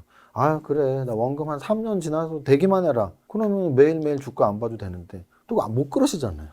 적어도 삼성전자 나는 중장기 투자했고 이거 진짜 최고 좋은 종목이라며 라고 마음 편하게 생각하시려면 주가 매일 보지 마시고 3년 있다 까보세요. 제가 보기엔 3년 있다가는 올라갔을 확률이 50% 이상이라고 저도 봐요. 하지만 1년 안에 까봤을 때 9만 원, 5천 원, 10만 원 안 됐을 확률이 저는 더 높을 것 같은데. 왜냐면은 9개월 동안 9만 5천 원에서 7만 원대가 왔다면 그러면 그 정고점까지 가려면 뭐 데칼코마니라 그러면 탁 반을 접어도 또 1년 이상 걸린다는 얘기거든요. 그게 하루아침에 절대 못 올라가요. 그러니까 되게 오해하시는 게 내 원금 금방 회복되겠지. 근데 그 8만 전자 넘어서 9만 5천 원 고점 1월이 지금 11개월 동안 7만 원까지 왔는데 그럼 이 7만 원에서 다시 10만 원 가기 위해서 어떻게 한두 달이 걸리겠어요.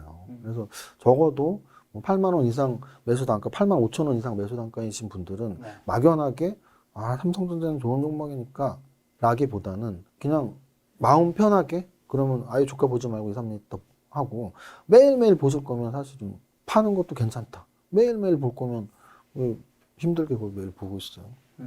지금 뭔가 말씀하신 게 지금 단기적으로 뭔가 사도 되는 타이밍은 아닌 것 같아요. 저는 그렇게 본다는 얘기죠. 네. 단기적으로는 삼성전자를 살 타이밍은 아닌 것 같아요. 왜냐면 제가 제일 싫어하는 게 최저점이거든요. 네. 그러니까 최저점의 단점은 뭐냐면 이게 우리 주식 차트의 기본 격언에서 무릎에서 사서 어깨에서 팔으라는 얘기가 있단 말이에요. 그러면 우리가 머리를 아무도 모르기 때문에 머리의 양쪽에 있는 꼭지를 찍게 올라가는 어깨에서 팔 건지 뭐 내려오는 어깨에서 팔 건지인데 그거는 성향에 따라 다를 수 있어요. 왜냐면 막 올라가는데 나 좀 기분 좋으면 팔을 수 있죠. 또는 끝까지 정말 뭐 이런 표현 가끔 쓰는데 뼈까지 발라먹는다는 표현 있잖아요. 우리 뭐 닭발 같은 거 먹을 때 뼈까지 발라먹는 마음이라면 꼭지 찍고 내려가는 어깨에 파는 분들이 더 많거든요.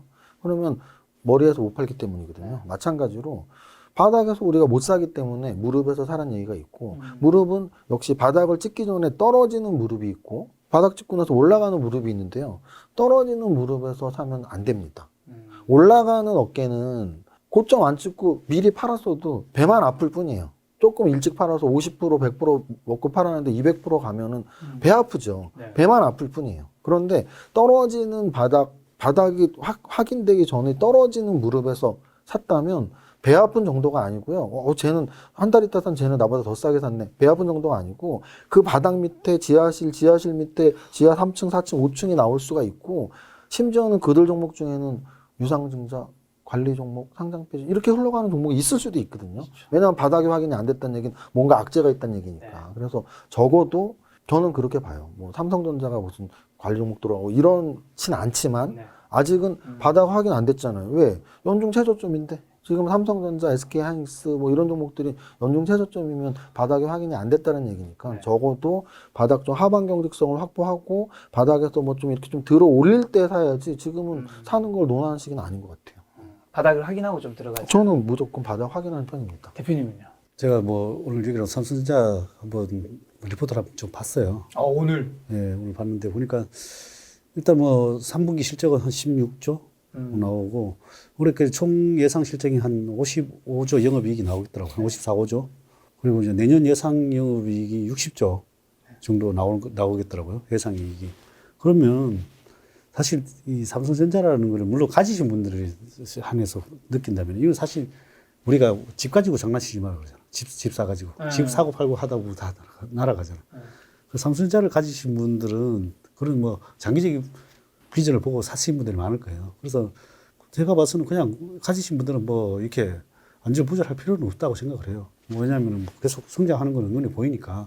그래서 뭐 이런 건 사실 나는 어떻게 보면 집이랑 뭐 비교한다면 뭐 내 집이다 생각을 하고 안정적으로 그냥 가져가시면은 뭐 일이 일비하지 말고 물론 뭐 싸게 사신 분도 있고 비싸게 사신 분도 계시겠지만 물론 차트상으로는 지금 아까 말했다시피 그렇게 뭐 좋은 아직 뭐 반전 차트가 아직 나오지는 못했어요. 그래서 뭐 그 사실 차트를 보는 관점에서는 뭐 반전을 확인하고 사는 것도 맞는 것 같아요. 지금 뭐 그러나 회사의 가치나 성장성을 보고 사는 거는 나쁘지 않다고 생각을 해요. 그래서 왜냐하면 또 이렇게 바닥이 확인하고 살려면 뭐 어떻게 보면 위에 양선이 나오고 또 올라가야 될 좀 비싸게 사야 되는 게 있잖아요. 확인을 하고 살려면 그게 언제가 바닥인지 그거는 아직은 아까 했듯이 나오지는 않았어요. 그러다 보니까 그걸 지표를 확인하고 살려면은 어떻게 보면 비싸게 살 수도 있는 거죠. 비싸게 살고 갑자기 올라가 버리니까 어떻게 보면 올라가서 차트가 안정하게 되면 어떻게 보면 비싸게 사야 되는 수도 있으니까 그냥 뭐 어떻게 보면 뭐 월급 받아 산다면 조금씩 사모으는 전략은 나쁘지 않다고 생각을 해요. 세무사님보다 조금은 좋은 의견인 것 같긴 한데 세무사님은 어쨌든 장기적으로는 좋다고 하셨는데 단기적으로는 좀 아니라고 하셨는데 마찬가지로 단기적으로는 좀 아니라고 생각하신 건가요, 그러면? 일단 차트상으로는 지금 이제 깨진 상황이고 아직까지 반전 지표는 나오지 않았으니까 그래서 그거는 이제 회사의 아까 지표를 봐야 되는 거죠. 회사의 아까 매출액과 4분기는 뭐 그렇게 좋지는 안 나올 것 같더라고. 뭐 3분기고 이제 내년을 보고 투자를 해야 되는 거니까. 그래서 어쨌든 뭐 그래도 계속 매출액과 이익이 계속 성장되고 있으니까 뭐 지금 뭐 어쨌든 뭐 아까 보니까 모바일 반도체 부분에서 10조, 뭐 모바일에서 3.5조 뭐 이렇게 나왔더라고 이익 전망치가. 그런데 어쨌든 이게 반도체가 수급이 딸려서 더 그런 경우들이 많더라고. 뭐 모바일 쪽도 그렇고. 그래서 더 그런 게 개선이 된다면 이익이 더 성장이 될 가능성이 많겠더라고요. 그래서 결국은 회사가 성장하는데 잠시 일시적인 하락한 거는 뭐 기회이지 않을까 생각을 합니다. 그럼 최근에 이제 규제로 폭락한 새로운 이제 국민주였던 네이버, 카카오는 좀 어떻게 보세요, 대표님은? 그것도 어떻게 보면 회사는 뭐 어떻게 보면 너무 비슷한 좋죠. 너무 좋잖아요. 비슷한 면에서는 가져가야 된다고 생각해요. 뭐 원래부터 장기적으로 가진 주주들은 그냥 뭐 이게 살 타이밍이 아니냐. 그거는 이제 어떻게 보면 행보 조정이든 기간 조정은 뭐 하락 조정이든 좀 더 필요하다고 생각을 해요. 어쨌든 뭐 반등을 준다고 해도 단기적인 뭐 반등이지 않을까. 좀 시간은 좀 필요하다고 생각을 해요. 그리고 시간이 왜냐하면 성장 가치 대비 최근에 그 가치가 충분히 많이 올랐다가 지금 조정 구간이라고 생각을 해요. 그래서 어떻게 보면은 전부 파동상으로도 그렇고 오파를 다 상승하고 피파 하락을 조정 구간이라고 생각을 해요. 그래서 뭐 그걸 충분히 또 조정을 하고 난 다음에 결국은 이익과 그게 이제 최근에 뭐 청문회에서 카카오 청문회 보셨어요? 못 봤습니다. 이제 아무것도 안 하겠다고 그랬죠. 더 이상 확장 안 하겠다. 확장 아니라 아예 없애버리겠다 그랬어. 이때까지 이제 그 꿈을 먹고 한 거는 이제 다 날아간 거잖아요. 그래서 이익 성장이 그렇다 이익은 나을 것 같아. 그전에들은 이제 다져놓은 것들이 있으니까 이익 성장은 나올 것 같아요. 우리가 생각했던 그 과도한 성장은 이제 없어진 거죠. 근데 그게 이제 다지는 과정이 꽤 시간이 필요할 걸로 보여져요. 특히 카카오 같은 경우는. 네이버는 아직 뭐 그런 부분에서는 오히려 뭐 해외도 있고 그런 것들이 많이 벗어나 있다고 생각해요. 그래서 오히려 네이버는 좀 하락하면은 좀 뭐 매수 기회를 하되 카카오는 좀 시간이 좀 필요하다. 더 좀 긴 시간이 좀 더 필요하다고 생각해요. 세무사님 같은 의견이신가요? 아까도 삼성전자 빗대서 뭐 3년 있다 깔 거면 갖고 있어도 되는데 지금은 매수 타이밍이 아닌 것 같다는 거랑 똑같아요. 네이버와 카카오도. 무슨 뜻이냐면 네이버의 성장성, 카카오의 성장성을 믿는다면 혹시 사도 돼요. 사도 되는데 그 성장성에 의한 상승이 타이밍이라는 게 있다는 얘기죠. 주가 성장성은 그냥 재무제표의 반영 또는 막연한 기대감이잖아요. 근데 이 주가라는 건 매일매일 바뀐단 말이죠. 그럼 성장성이 반영돼서 작년 가을, 겨울, 올해 봄, 심지어는 3개월 전까지도 삼성전자, SK하이닉스는 1월달 고점이었지만 네이버, 카카오는 3개월 전 고점이란 말이에요. 정확히 지수 고점 찍을 때까지 네이버와 카카오가 주도를 했기 때문에 네이버하고 카카오가 70조 넘어가면서 뭐 시가총액 3위 싸움할 때 그때가 이제 전성기로 올라갔을 때인데 그때부터 지금 하락 조정이 나왔단 말이죠. 그러면 그때와 지금하고 뭐 성장성이 뭐 규제 이런 건 달라졌지만 길게 봐서 3년, 5년 후의 성장성은 크게 달라지진 않았다고 볼 수도 있어요. 그렇다면은 3년, 5년 후를 봐서 사는 거는 여전히 똑같다고 볼 수도 있지만 그걸 갖고 있는 분들이 3년, 5년 후에 주가만 볼 거냐는 문제죠. 오늘도 볼 거고, 내일도 볼 거고. 그러면 저는 적어도 탑다운 관점에서 본다면 지수 관련 대형주들은 지수의 움직임과 완전히 다르게 움직일 수가 없거든요. 그럼 네이버, 카카오는 더 이상 뭐 저기 변방에 있는 종목이 아니고, 네이버는 여전히 시가총액 3위이고, 카카오는 지금 원래 4위였다가 밀려서 한 6위 정도 지키고 있거든요. 시가총액 3위와 6위인 종목이 지수와 별도로 이 종목들은 너무 좋아서 오르리라고 저는 생각하지 않아요. 왜냐하면 우리 이런 거죠. 작년에 썸네일 제목 중에 제일 많았던 게 삼성전자가 좋아, SK하이닉스가 좋아, 네이버가 좋아, 카카오가 좋아. 근데 지금 막상 하락장 되니까 그게 얼마나 부질없는 짓인지 차트를 보시면 압니다. 삼성전자하고 SK하이닉스 차트가 거의 비슷하고요. 네이버와 카카오 차트 거의 비슷하고요. 비슷비슷해요, 다. 그러면 결국은 시장 상황에 따라서 비슷하게 움직이고 있다는 얘기예요. 그럼 지금 지수가 안 좋으니까 지수 관련 대형주들이 이렇게 안 좋게 움직이고 있으니까 지금은 대형주 네이버, 카카오를 제가 막 긍정적으로 말하는 시기는 아니라고 판단을 하는 거고, 다만 좀 길게 보시는 분들은 그러니까 마음 편하게 있을 거면 길게 보시라. 매일매일 일희일비 하지 말고. 근데 내 성격이 일희일비하는 성격이면 조금 보류하세요. 만약 안 갖고 있다면 보류하시고, 또는 갖고 있다면 정말 갖고 있기 싫고 막 미칠 것 같으면 파셔야지 못하고. 주식 행복하려고 하는 건데 매일매일 고생하시면 안 되잖아요. 그럼 기업 펀더멘털 보고 그 낙폭 가대주 살 때 언제쯤 반등할까요? 차트상으로 지지와 저항이 있는 데가 있어요. 지지라고 하죠. 지지받는 데라든지 또 아니면은 아예 반토막이라든지 보통 이제 100%의 변화가 좀 많이 일어나요. 100%는 올라도 100%의 변화가 일어나고 또 떨어지는 것도 거의 반토막이나 이제 50% 하락이죠. 어떻게 보면 뭐 계좌는 50% 반토막. 그러면은 거기서 보통 반등 줄 때가 많아요. 그러면 이제 뭐 보통 원래 데드캣 바우스라고 하죠. 학습하면 한 20% 30% 반등을 줄 때가 있어요. 그러면서 반토막 났을 때 보면 또 지지가 되는 때가 많아요. 그럴 때가 많고 차트상도 보면 걸리는 자리가 많이 있을 때가 많아요. 그럴 때서 사는 전략도 나쁘지 않다고 생각을 해요. 세무사님. 결국은 펀더멘탈을 보고 낙폭과대주 살 때에서 포인트는 이 낙폭과대주는 가격을 얘기하잖아요. 가격이 예를 들어 막 떨어지는 걸 낙폭과대주라고 하고, 근데 또 펀더멘탈은 이제 좋은 걸 얘기하는 거겠죠. 그러면 펀더멘탈은 뭐 장부가치 PBR 쪽이 있고 또는 이익가치 PER 쪽이 있는데, 적어도 저 PBR 또는 저퍼가 되고 있는, 작년보다 더 저퍼가 되고 있고, 그러니까 퍼 기준으로 예를 들어 작년 퍼가 10이었는데 올해 퍼는 막 상반기 퍼가 막 8, 7, 6으로 떨어져 있다. 그 얘기는 뭐냐면 이익은 작년보다 더 좋거나 유지가 됐는데 주가가 막 떨어졌다는 얘기거든요. 그러면 그런 종목들은 여기 지금 질문하신 반등 포인트가 점점 가까워지고 있다고 볼 수도 있죠. 근데 이제 펀더멘털도 좋고 주가가 떨어졌다는 얘기는 딱 저퍼를 찾아야 되는데, 예를 들어 퍼가 없는 경우가 있어요. 적자 기업들은 퍼가 없습니다. 그러니까 적어도 지금 말씀하신 이런 질문에 맞는 종목을 찾으려면 이익이 증가하면 더 좋죠. 이익이 증가했는데 주가가 떨어졌어? 사실 이런 종목은 점점 반등에 가까워진다고 볼 수 있겠죠. 네. 자, 그러면 2021년에 지금 팔았던 종목 중에서요. 기존에 이제 투자했다가 이제 어차피 다 팔았으니까 과거 종목이니까 편하게 얘기할 수 있을 텐데, 세무사님 먼저 하셔도 돼요. 먼저 하십시오. 사실 뭐 이렇게 무엇을 보유하고 있었다, 팔았다, 뭐 이런 표현을 사실 뭐 정확히 하고 싶지는 않아요. 왜냐면 이게 어떻게 보면은 뭐 이렇게 공개된 자리에서 뭐 제가 제일 좀 그런 염려스러운 그런 게 저런 거거든요. 너 돈 얼마 있어? 뭐. 맞아. 저 제일 싫어하는 게 그런 거예요. 왜냐면 얼마나 샀어? 세무사고, 세무사기 때문에 뭐 그런 걸 말하는 게 하나도 좋지 않다라는 거 알고 있거든요.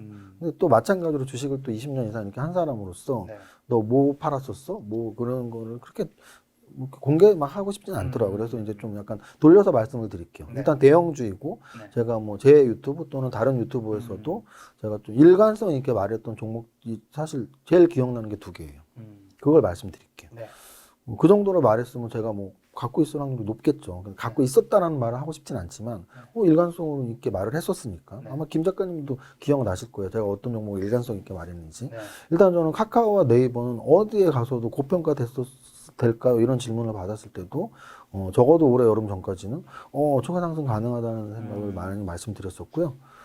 특히 작년 여름 가을에는 굉장히 많이 말씀을 드렸었던 것 같아요. 네. 왜냐하면 상승장이었고 성장주의 시대였고 미국의 구글과 대응되는 종목인 거죠. 그러니까 구글과 같다라고 말을 할 수는 없지만 한국이 우리나라에서 구글이라고 할 수 있는 건 네이버, 카카오인 그렇죠, 거죠. 그렇죠. 근데 구글은 늘 언제나 탑5 안에 들어있었단 네. 말이에요. 근데 특히나 네이버는 뭐 한 5, 6위 정도 네. 또는 카카오는 뭐 10위 밖에 있었으니까 주가 상승은 저는 충분하다고 봐서 네이버, 카카오 중에서 특히 저는 카카오를 굉장히 좋아했다라는 건 여러 방송에서 말을 많이 했었고요. 대형주니까.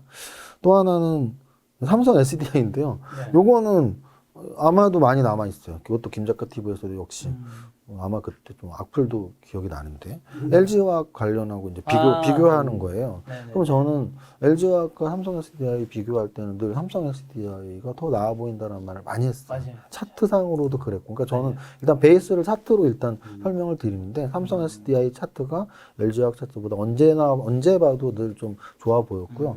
또 하나는 이제 그 기업 분할 관련이었어요. 그래서 저는 물적 분할, 인적 분할을 이론적으로 또는 이게 실무적으로, 그러니까 우리가 저런 거예요. 무상증자가, 저는 뭐 회계학 공부를 하고 세무사가 됐으니까, 무상증자가 기업 가치에 영향을 미치니? 안 미쳐요. 무상증자는 기업 가치에 영향을 미치지 않습니다. 근데 주식 투자, 실전 투자를 하는 사람으로서 무상증자가 1주당 2주 이렇게 무상증자 해준다고 나오면 주가가 올라간다는 걸 알고 있어요. 이거는 이론과 실제의 괴리거든요. 그럼 마찬가지로 이론적으로 기업 분할을 할 때 인적 분할이 있고 물적 분할이 있어요. 네. 뭐 장단점이 있겠죠. 하지만 우리 투자자들에겐, 특히 소액주주들에겐 무조건 인적 분할이 좋아요. 어떻게 하냐고요? 주가가 그렇게 말을 하거든요. 과거에 주가가 그렇게 말을 해요. 그러면은 LG화학은 물적 분할한다고 공시를 내버렸고 네. 삼성 SDI는 사실은 이미 과거에 물적 분할을 한 상태예요. 했는데 어떻게 했냐면 전기차 사업부는 남겨두고 케미칼 사업부를 팔았단 말이에요. 네. 케미칼 사업부를 롯데케미칼에 팔았단 말이에요. 그러면 이거는 차원이 굉장히 다르죠. 네. 주주들에 대한 태도랄지 이런 것들이. 그래서 저는 차트나 뭐 그런 기업 분할 내용이나 이런 걸 좀 LG화학보다는 삼성 SDI가 더 나아 보인다라는 말, 그리고 이제 그 업종 중에서 카카오, 네이버를 좀 많이 했던 말, 요 두 가지가 이번 상승장에서 제가 좀 변하지 않게 말했던 두 종목이 아닌가 그런 생각이 드네요. 대표님 이제 생각나셨어요? 있습니다. 네. 2차 전지 관련주, 포스코 신소재. 네. 그걸로 이제 좀 그게 어떻게든 수익이 우리 옛날에 날 그때 우리 채널에서 조사를 하다가 네. 2차 전지 소재주들을 좀 사야 되겠다 해가지고 한 두세 종목을 산 것 같은데 하여튼 그게 수익이 꽤 났더라고요. 그래서 뭐 그거는 뭐 최근에 너무 많이 올라서 팔았습니다. 이거 받고 한 2차 전지 관련 하나 더. 네. 아니, 이거 그러니까, 받고. 이거 받고. 역시 왜냐면 이 도박. 받고 무슨 난 지금 뭐 더 거는 줄 알았네. 이거 받고 나. 아니 2차 400 도? 전지 얘기가 나왔어. 2차 전지 얘기가 나왔어. 그러니까 이제 아까 제가 삼성 SDI를 말씀드렸는데 이제 또 삼성 SDI는 한 올 봄까지는 이렇게 좀 차트가 괜찮아졌었는데 한 봄 이후부터 살짝 꺾였었거든요. 네. 근데 이제 그때부터 한 5월, 6월, 7월부터 지수가 이제 계속 1년 넘었는데 이런 생각이 들면서 지수 관련 대형주도 이제 하나씩 꺾이는 게 보이는 거죠. 사실 시가총액 탑10 안의 종목들이 순서대로 꺾였거든요. 그래서 이러면은 지수 관련 대형주보다는 계속 시총이 좀 더 낮은 애들로 내려가겠다. 네. 그래서 LG화학, SK이노베이션, 삼성 SDI 이 세 종목이 좀 묶여 있고 흘러내릴 때 그럼 그 다음 시총 애들이 뭐가 있어? 딱 정확히 말을 하셨는데 이쪽 거래소 쪽에서는 포스코 케미칼이 딱 눈에 보이는 종목이었고 저쪽 이제 코스닥 쪽에서는 에코프로비엠, 뭐 LNF 이런 종목들이 딱 시총 한 1조, 2조, 3조, 5조 이런 애들로 움직였거든요. 근데 그 방금 말했던 배터리 완성 업종 3인방보다 이런 소재 업체들이 1조, 2조짜리 애들이 훨씬 잘 갔거든요. 그래서 그거를 제가 그래도 전망이 맞았었던 이유는 역시 이제 탑다운 분석상으로 전기차가 좋은 건 누구나 다 알지만 시장의 돈이 대형주가 우선해서 갈 수 있는 돈이 크기가 있는 것이고 대형주가 못 갈 때는 그 아랫단에 있는 애들 또는 그 더 아랫단에 있는 애들 가는 돈이 점점 마를 땐 그래서 결국 마지막에 우선주와 관리 종목이 올라간다는 이유가 딱 그거거든요. 네. 주식하는 사람들은 돈이 정해져 있잖아요. 그럼 막 기관과 외국인과 막 자금이 막 우리 작년 동학개미처럼 엄청 몰릴 때는 대형주 사도 돼요. 시장에 돈이 워낙 많으니까. 근데 그 다음에는 10조짜리 5조짜리, 1조짜리, 5천원짜리 내려가다가 제일 마지막에 이제 정말 짜잘한 세력들만 남으니까 우선주 관리 종목 올라간다는 그런 얘기가 있는 거거든요. 그래서 그런 관점에서는 대형주 다음에 그들 2차전지 소재업체들이 오른다라는 것도 약간 전망이 가능했던 거죠. 네. 올해 주식시장이 하반기에 좀 안 좋았던 이유 중 하나가 2021년에 신규 상장되는 종목이 너무 많아서 안 좋았다라는 얘기 좀 어디서 제가 들어본 것 같은데 그거는 타당한 논리인가요? 저는 타당한 놈이라고 봐요. 저도 그때 얘기 안 했었나? 왔을 때. 그때 뭐 신규 상장 마지막으로 나왔을 때 얘기했던 것 같다. 그때 하여튼 그때 카카오뱅크 상장하고 뭐 이렇게 할 때 이 자금을 빨아들이는 거다. 네. 이게 어마어마한 자금을 빨아들이고 안 그래도 수급이 꼬이는데 네. 대형주들이 상장하는 거는 진짜 시장이 정말 안 좋은 악재다. 그래서 사실 그것도 진짜 항상 보면은 하락할 때 보면 대형주들이 막 상장할 때가 많아요. 시장이 막바지에 가면 있을 때 그럴 때가 많더라고요. 그래도 올해도 보면 대형주들이 많이 상장했죠. 뭐 거의 시가총액 돈 얻는 회사들이 많이 상장을 했잖아요. 자, 그럼 이 어려운 장에서 지금 좀 들고 가야 될 주식도 뭐 팔아야 할 주식, 우리 좀 포트폴리오 어떻게 좀 정리하면 좋을까요? 저는 이제 제 같은 경우는 이제 예를 들면 하락장에 오면 포트 정리를 이제 해요. 예를 들면 짜지구리한 것들 뭐 보초뱅 이렇게 초코뱅 이렇게 보내는 것도 있을 거 아니에요. 그런데 그 중에서도 좋은 데다가 집중을 해요. 내가 이 주식이 확실하게 올라갈 확률이 더 많은 종목에다가 아 이거는 내가 잘 몰라. 오히려 뭐 이거 올라갈지 안 올지 잘 모르겠어.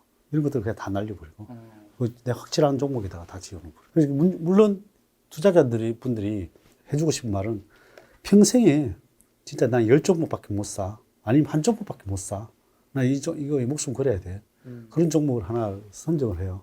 그 선정을 하고 다른 거 다 날려버려요. 나는 포트 종목 상담하러 오는 사람들한테 다 그렇게 그냥 이거 다 날려버려요. 그냥 쓸데없는 거. 자기도 몰라. 왜 샀는지도 모르고 종목들이 많더라고. 그럼 다 날려. 다 날리고 그냥 네가 확실하다고 생각하는 건 뭐 있어. 아니면 내가 뭐 예를 들면 종목 추천해 줄 때도 있어요. 그냥 이 종목을 하나 다 사. 자신 있으면 알려줄게. 다 날리 자신 있으면. 그러면 다 날리고 와. 해요. 다 날리고 와. 근데 그래도 다 못 날려요, 대부분. 그럼 그 대신 꼭 하나만 알려주세요. 하나만 알려줘라 해가지고 알려주잖아요. 그러면 그거 찔끔 사고 결국은 그걸 다 가지고 있다가 다 결국은 다 망한 사람이 있어요. 그러면 그래서 내가 다음부터는 얘기하는 게 아예 다 날리 자신 있으면 얘기해요. 다 날리고 와. 다 날리고 현금 다 만들어 놓고 오면 내가 한 종목 알려줄게. 이렇게 하는 경우들이 있어요. 그런데 대부분 잘 못 날려요. 못 날려. 그거 다 자식 같은 거야. 다 손해보고 있으니까 못 파는 거야. 그래서 문제는 첫 번째는 내가 확신을 가질 수 있는 종목을 하나를 선정을 해라. 선정을 하고 그 다음에 거기다가 몰아라. 최근에 또 뭐 연예인 지인분한테 또 추천해 주셨는데 네네. 큰 수익 나셨다. 네 맞습니다. 같이 들은 것 같아서. 맞습니다. 같이 들었구나. 그렇습니다. 하여튼 뭐 지금 아직 그 종목을 알릴 단계는 아니고 네네네. 가지고 있어가지고 어쨌든 그분 이제 그런 케이스죠. 어떻게 나는 뭐 그런 케이스라 이분은 뭐 종목이 많은 게 아니라 그냥 뭐 하여튼 뭐 종목 하나 좀 알려달라 해가지고 알려줬는데 바로 그때 수익이 났습니다. 운이 좋은 케이스죠. 세무사님요. 사실 포트폴리오 전략은 일단 기본 원칙은 무조건 지키시길 바라고요. 기본 원칙은 업종별 배분 잘해서 분산 효과를 누리는 거라고 저는 생각을 해요. 그래서 뭐 상승장에도 엄한 거 갖고 있으면 사실 10개 중에 9개는 오르는데 네. 안 오르는 거 갖고 있을 위험에 직면할 수 있으니까 그래도 좀 한 5개 이상 깔아 놓는 거고 하락장도 마찬가지죠. 그래서 좀 업종별 배분 잘해서 포트폴리오 배분하는 건 하락장이건 상승장이건 일단 똑같은 원칙이라고 저는 말씀을 드리고요. 거기에 추가로 아까 말씀드렸던 뭐 이거 이 정도면 이익 실현해도 되는데 고점 대비 1-20% 빠졌는데 뭐 내가 산 거 대비 2배 올랐는데 그럼 마음 편하게 팔 수 있는 종목 있으면 파시고 또 너무 마음 불편한 종목 있잖아요. 이거는 누가 사라 그래서 샀는데 막 2년 연속 적자인지 몰랐어 이런 분도 있을 거예요. 왜냐하면 누군가한테 듣고 살 때는 사실은 희망에 산단 말이에요. 올라간대. 그렇기 때문에 재무제표 안 보고 사는 경우가 많아요. 근데 이제 하락장이잖아요. 그러면 분명히 샀는데 손실이 1-20% 났단 말이에요. 그때부터 보기 시작하거든요. 그때부터 재무제표 찾아봅니다. 찾아보세요. 찾아보셨는데 내가 재무제표 안 보고 샀는데 3년 연속 적자야. 또는 심지어 자본 잠식이야? 이 방송 보고 바로 파세요. 왜? 상승장에서는 그나마 괜찮아요. 10개 중에 9개 오르니까 그쵸. 자본 잠식도 올라갈 수도 있고 뭐 3년 연속 적자도 올라갈 수 있습니다. 근데 지금은 이 하락장의 위험한 상태에서는 돈이 많지 않단 말이에요. 그럼 적어도 진짜 우량하고 똘똘한 애들을 찾아서 사기 때문에 불량 감자 같은 애들은 이렇게 속가네요. 그럼 누구나 다 속가내는 종목을 나 혼자 갖고 있으면 주가가 올라갈 리가 없죠. 그래서 갖고 있는 종목 중에 서로 재무제표를 못 보고 샀는데 자본 잠식 또는 적자 지속 이런 것들은 과감히 치면 약간의 현금이 생기잖아요. 그렇죠. 그거를 너무 또 섣부르게 막 들어가지 마시고 현금을 좀 갖고 있으면 마음이 아마 좀 편한 장일 거예요. 왜냐하면 주가 떨어지면 100% 주식이면 불안하거든요. 나 또 계좌 손해봤네. 근데 어느 정도 현금 비중이 있으면 떨어질 때 상쇄가 돼요. 내 주식은 손해가 났지만 나는 그래도 실탄이 아직 남아있어. 좀 더 마음 편하게 주식 투자할 수 있으니까 그 정도 좀 포트폴리오 전략으로 가져가시면 어떨까 싶습니다. 지금 장이 참 어려운 장이잖아요. 네. 이런 장에서 막 돈을 더 벌려고 하는 것보다 읽지 않는 것만 사실은 내 시드가 더 확보되는 거일 수 있을 그럼요. 텐데 좀 어떻게 하면 읽지 않을 수 있는지 마지막 메시지 한번 부탁드립니다. 지금 최근에도 보면 어제도 보니까 반대매매가 1,400억 뭐 이렇게 1,400억이 나왔더라고요. 네. 그 결국은 대부분 다가 이게 보면은 좋은 종목을 사놓고도 빚을 내서 사서 망한 거잖아요. 그리고 반대매매 당한다는 건 내 주식이 깡통 날 수도 있다는 거잖아요. 그래서 일단 투자할 때 빚을 내서 하시면 안 되고 네. 또 예를 들면 아까 나무 얘기를 듣고 하면은 망하는 경우가 많아요. 그러니까 내가 이 회사에 확신이 없으니까 나무 얘기를 듣고 샀다 보니까 이런 하락장에서 못 견디고 팔 수밖에 없는 거예요. 그래서 공부를 열심히 하셔야 된다. 내가 이 종목에 대해서 확실한 분석을 확실히 해놨다면 내가 견뎌낼 수 있는 거죠. 그래서 뭐 좋은 종목을 선택할 수 있는 공부를 해라. 공부를 해서 그 종목에 대해서 또 열심히 공부를 해라. 그러면 이런 하락장에서도 충분히 이겨낼 수 있다. 그렇게 생각을 합니다. 좋습니다. 세무사님은요? 하락기에 되면 주식 투자 하시는 분들이 굉장히 힘들어 하시는 경우가 많습니다. 근데 이게 이제 상대적인 거예요. 남들은 잘하지 않을까? 왜 나만 이러지? 이런 생각으로 또 더 힘든 경우가 있거든요. 근데 제가 감히 말씀드리는데요. 제가 한 2주 동안 아마 한 20명 중 1명 이익 났을까 말까예요. 그 20명 중 1명도 굉장히 운이 좋았을 거고요. 왜냐하면 코스닥 지난주 5%, 이번 주 5%, 10% 빠지는데 이익 나는 사람은 굉장히 그러니까 반대적인 매매. 그러니까 우리가 보통 군중과 다르게 행동하라. 정말 군중과 다르게 막 한 사람이 뭘 갖고 있었는지는 모르지만 이익이 정말 20, 30명 중에 1명 난 게 아니라면 우리 모두가 손실이 나는 시기거든요. 그러면은 저는 그렇게 생각해요. 결국은 남들도 손실 났어. 그럼 좀 마음 편해지죠. 그리고 또 하나는 주식 투자 자체가 언제든지 손실이 날 수 있다는 걸 또 받아들이셔야 돼요. 이게 확정 금리와 불확실 투자 수익률이 가장 큰 차이거든요. 불확실한 거 싫으면 은행 금리 가셔야 되는데 은행 금리가 1년에 1%밖에 안 주니까 주식에 오신 거잖아요. 그럼 주식을 이렇게 생각하세요. 은행 금리는 1년에 1% 주잖아요. 주식은 1년에 3% 줘. 그럼 5년 동안 15%, 20% 줘. 5년 동안 20% 줬을걸요? 지금 고점 대비 10% 빠졌을 뿐이지 5년 전 우리 박스피 때 2,000이었단 말이에요. 그럼 지금 3,000이면 5년 동안 50% 올랐어요, 지수. 그래서 어찌 보면은 롱텀으로 보면 은행금리보다 확실히 좋다라는 것만 인정하시면 단기간에 이렇게 딱 잘라서 한 달, 두 달, 세 달, 너무 힘들다라는 게 좀 덜 힘들어질 수 있습니다. 그래서 좀 이게 심리 컨트롤 하는데 아마 도움 되실 거예요. 그러니까 주식은 언제든지 손실 볼 수 있다. 그리고 이런 하락장은 나만 힘든 거 아니니까 좀 긍정적 마인드로 이겨내시면 요 하락장을 버티시면 상승장의 과실은 여러분들이 반드시 쟁취할 수 있습니다. 힘내시기 바랍니다. 슈퍼회미 이제 이종윤 세무사님과 슈퍼회미 배지한 대표님 사실 두 분 다 너무 바쁘시고 귀한 시간이실 텐데 그 시간 내주셔서 너무 감사드리고 또 두 분 다 사실 유튜브 채널 운영하시잖아요. 네. 짧게 소개 한 번씩만 부탁드릴게요. 근데 저희 채널은 이제 여러분들한테 뭐 이렇게 뭐 종목부터 공부 뭐 이런 것들 할 수 있도록 다양하게 공부할 수 있도록 도움을 주는 채널로서 많이 노력하고 있습니다. 그리고 또 뭐 다양한 컨셉으로 또 새로운 기획도 하고 있고 앞으로 유익한 채널이 되도록 노력하겠습니다. 네. 제가 슈퍼게임 이세무사 TV를 운영하는데요. 네. 이 채널명이 얘기 안 하시더라고요. 역시. 마케팅의 기본을 몰라. 어디를 들어가야 될지 몰라. 제가 말해줄게요. 레슨몬 TV인가요? 풀네임이 뭐지?